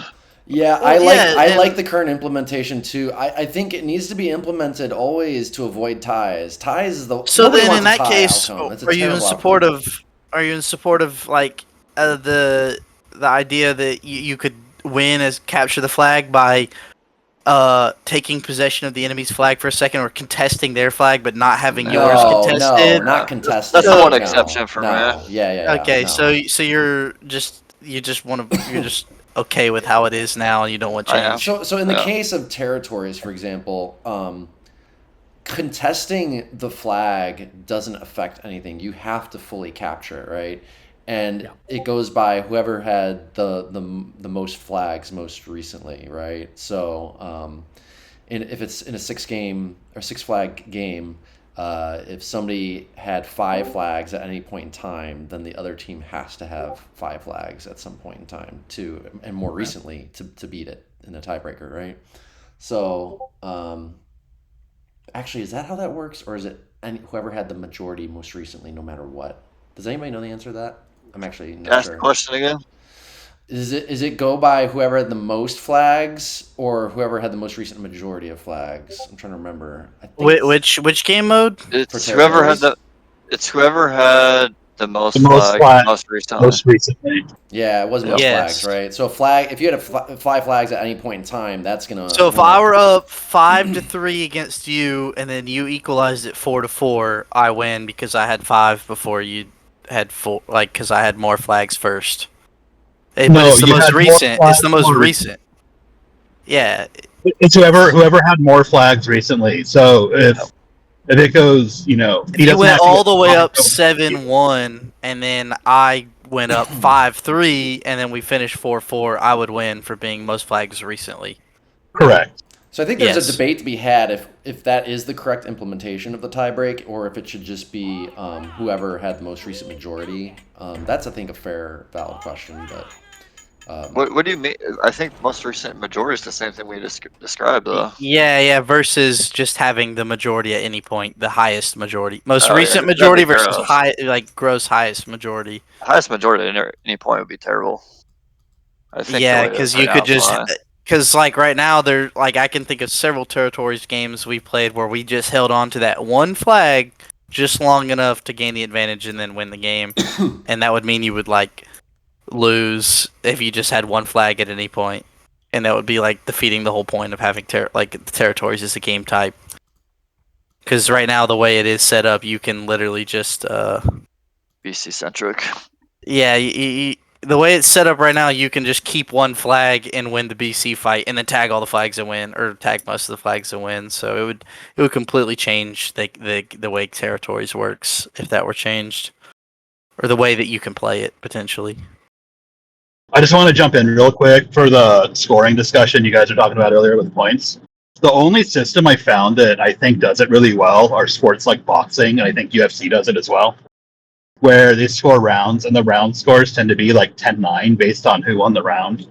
And I think you can do something like 10-8, if it was like a dominant round or something, right? Like, they do have that concept in it. GKG, you know more about that than I do. Yeah, I mean, something with more even parity if- would be good. Even in fighting, like there's some questionable results based on points, a point system. I mean, It's but super UFC, it's kind of they can't fight subjective. forever. It's subjective there, but I'm saying that like the idea of the scores being 10-9 for like you won the round and you get points out of it, it's always like that 10-9 ratio. You very rarely For see sure. like a 10-8, right, for a score. So that's the way you could account for it. And then if you tried to implement that in Myth, then you could have like a 10-8 type structure where, like one game could be worth like winning 2 other ones, but dominant fashion. I mean, I don't know. It just, with some of the discrepancies, like, the DE Terry's game, which is in dispute now, it can go too far, right? And that's the only reason I raised it was as an example of something that went too far in the scoring that it warped everything else. But you're going to get warped stuff out of the game types, right? Like, you need to consider the entire match as a whole when you're adding scoring to the individual game. So you can't universalize it very easily. The scoring that we were using was just so arbitrary that it didn't make any sense to me. Like there was no baseline for why, like for instance, FR games were worth like twice as much as a territories win. For instance, it just right. made no sense. Like it's just there's no point in that. Or So getting points for contesting on capture the flag, right? It's Yeah, like, oh, like, I tried to cross the map. I mean, my good big- job. You had a goal go across the map and like make it gray for a second, so you get an extra point for that. It's just nonsense. Just total nonsense. Totally ruined the spirit of the game, as I was saying. My biggest issue with it is like it's so like complicated and confusing that even the teams playing these finals, they didn't completely like understand it real time. Like you can see from a lot of the chat, they're like, I think we're gonna win if we do this. I'm not sure though, it's like they're just playing to win the game. So If I remember right, in fact, like the actual scoring for the 2003 finals, like it was decided it was a tie, but there was like a huge drama over the fact of if that was actually the scoring, if that was correct. It all basically came down to White Slayer's discretion Oh yeah, I can Yeah. imagine that drama. It was quite tense. Well, But that's a fun series to watch. what would everyone like to explore in future iterations? Future iterations of what? Of the podcast, like what would everyone like to explore? Like what is interesting? Because as I said, I think I have some of this. I have some older matches that could be pretty interesting just to see some of these players in this time. Like I think it'd be pretty interesting to see GKG captain Kakra personally, just to see the change. I mean, I'll watch those films and be like, I'll be like, is it good or not? You know? No, we got to do it. We got to do it. What? I mean, it's just really. It's from such a. It's you guys from such a interested in different seeing time. that? I don't even know Yeah. what happened, but I don't remember what happened either. I'm assuming that we won, but Kakro was a solid team. It's not like you guys were bad. Like if I'm not mistaken, in like 01, you guys ended like top 10 in the tournament or something like yeah, that. we're or 8th place. I would describe us as like solid a team. 3.5 tro team, basically. Yeah, if we watch those films, we might need to take your 5th ball away. So. Yeah. I just gotta. It's Retroactive- gonna be like, oh god, Retroactively they should have had Raz take cap, it away. right? Yeah. There it goes. That'll be the theme. Should have had Raz cap. That'll go well after tonight. Oh, I feel bad. I mean, not too bad. His play was pretty bad, and there's not much to defend. But I don't know. We saw what happened with him. He just kind of fell off the map in regards to his play, and this was no longer relevant, and that was it. You know. Oh, hold on. No, there might be a restriction. I don't think it matters if it was more than 10 years ago, right? According to the peanut gallery, anyway. I guess not. You think he was just thrown off because he didn't have his tinfoil hat on? I think he hadn't had enough like raw ground beef that day, so he okay. he was feeling real under the weather. Game Didn't get his proper protein fix, so he was weak going into the game. Ooh, So, wait, who did the raw ground beef? Is that Raz? Yeah, apparently did I some thought he full went raw vegan diet. at some point or something. No? I don't know. I'm sure he tried all sorts of. Yeah. Okay, different he things. didn't have his raw broccoli that day or whatever he was doing. Yeah, raw beef after eating I raw just ground remember beef. like smoking some weed with him at Presidio Park in San Diego, and him just like getting real weird, and I just wanted to like drop him off at his friend's house, and I did. Yeah, dude, go in here. Go hang out here. I'll see you later.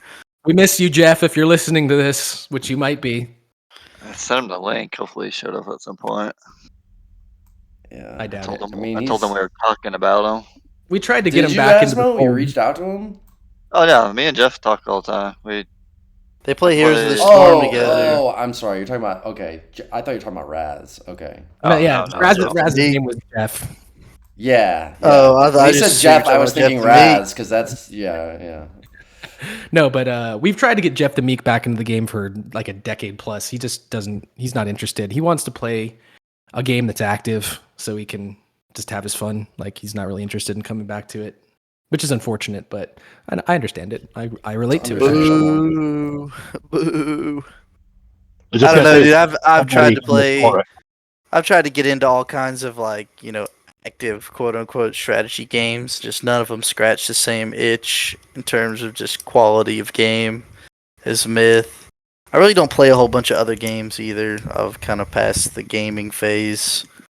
Community Just- is a large part of it. You know, like the community around it and why you're doing it. Yeah, Like, that's you have, true. you have, But you have a I mean, large community in Myth that you can like go back to and have like a group that you feel part of, and that makes it different. It makes it more inviting. And like for me, going to something else, we had a community of like 14, 16 people like that. So it just felt like we were doing the same thing, but we were all learning again something new. So it was like it felt like it was like 2000 again or something. We were with a few people like understanding it and just like I don't know. It was pretty cool, but I understand it. But again, I think a large part of it is just like having a community around you to be able to do something else. It's hard to just do it individually.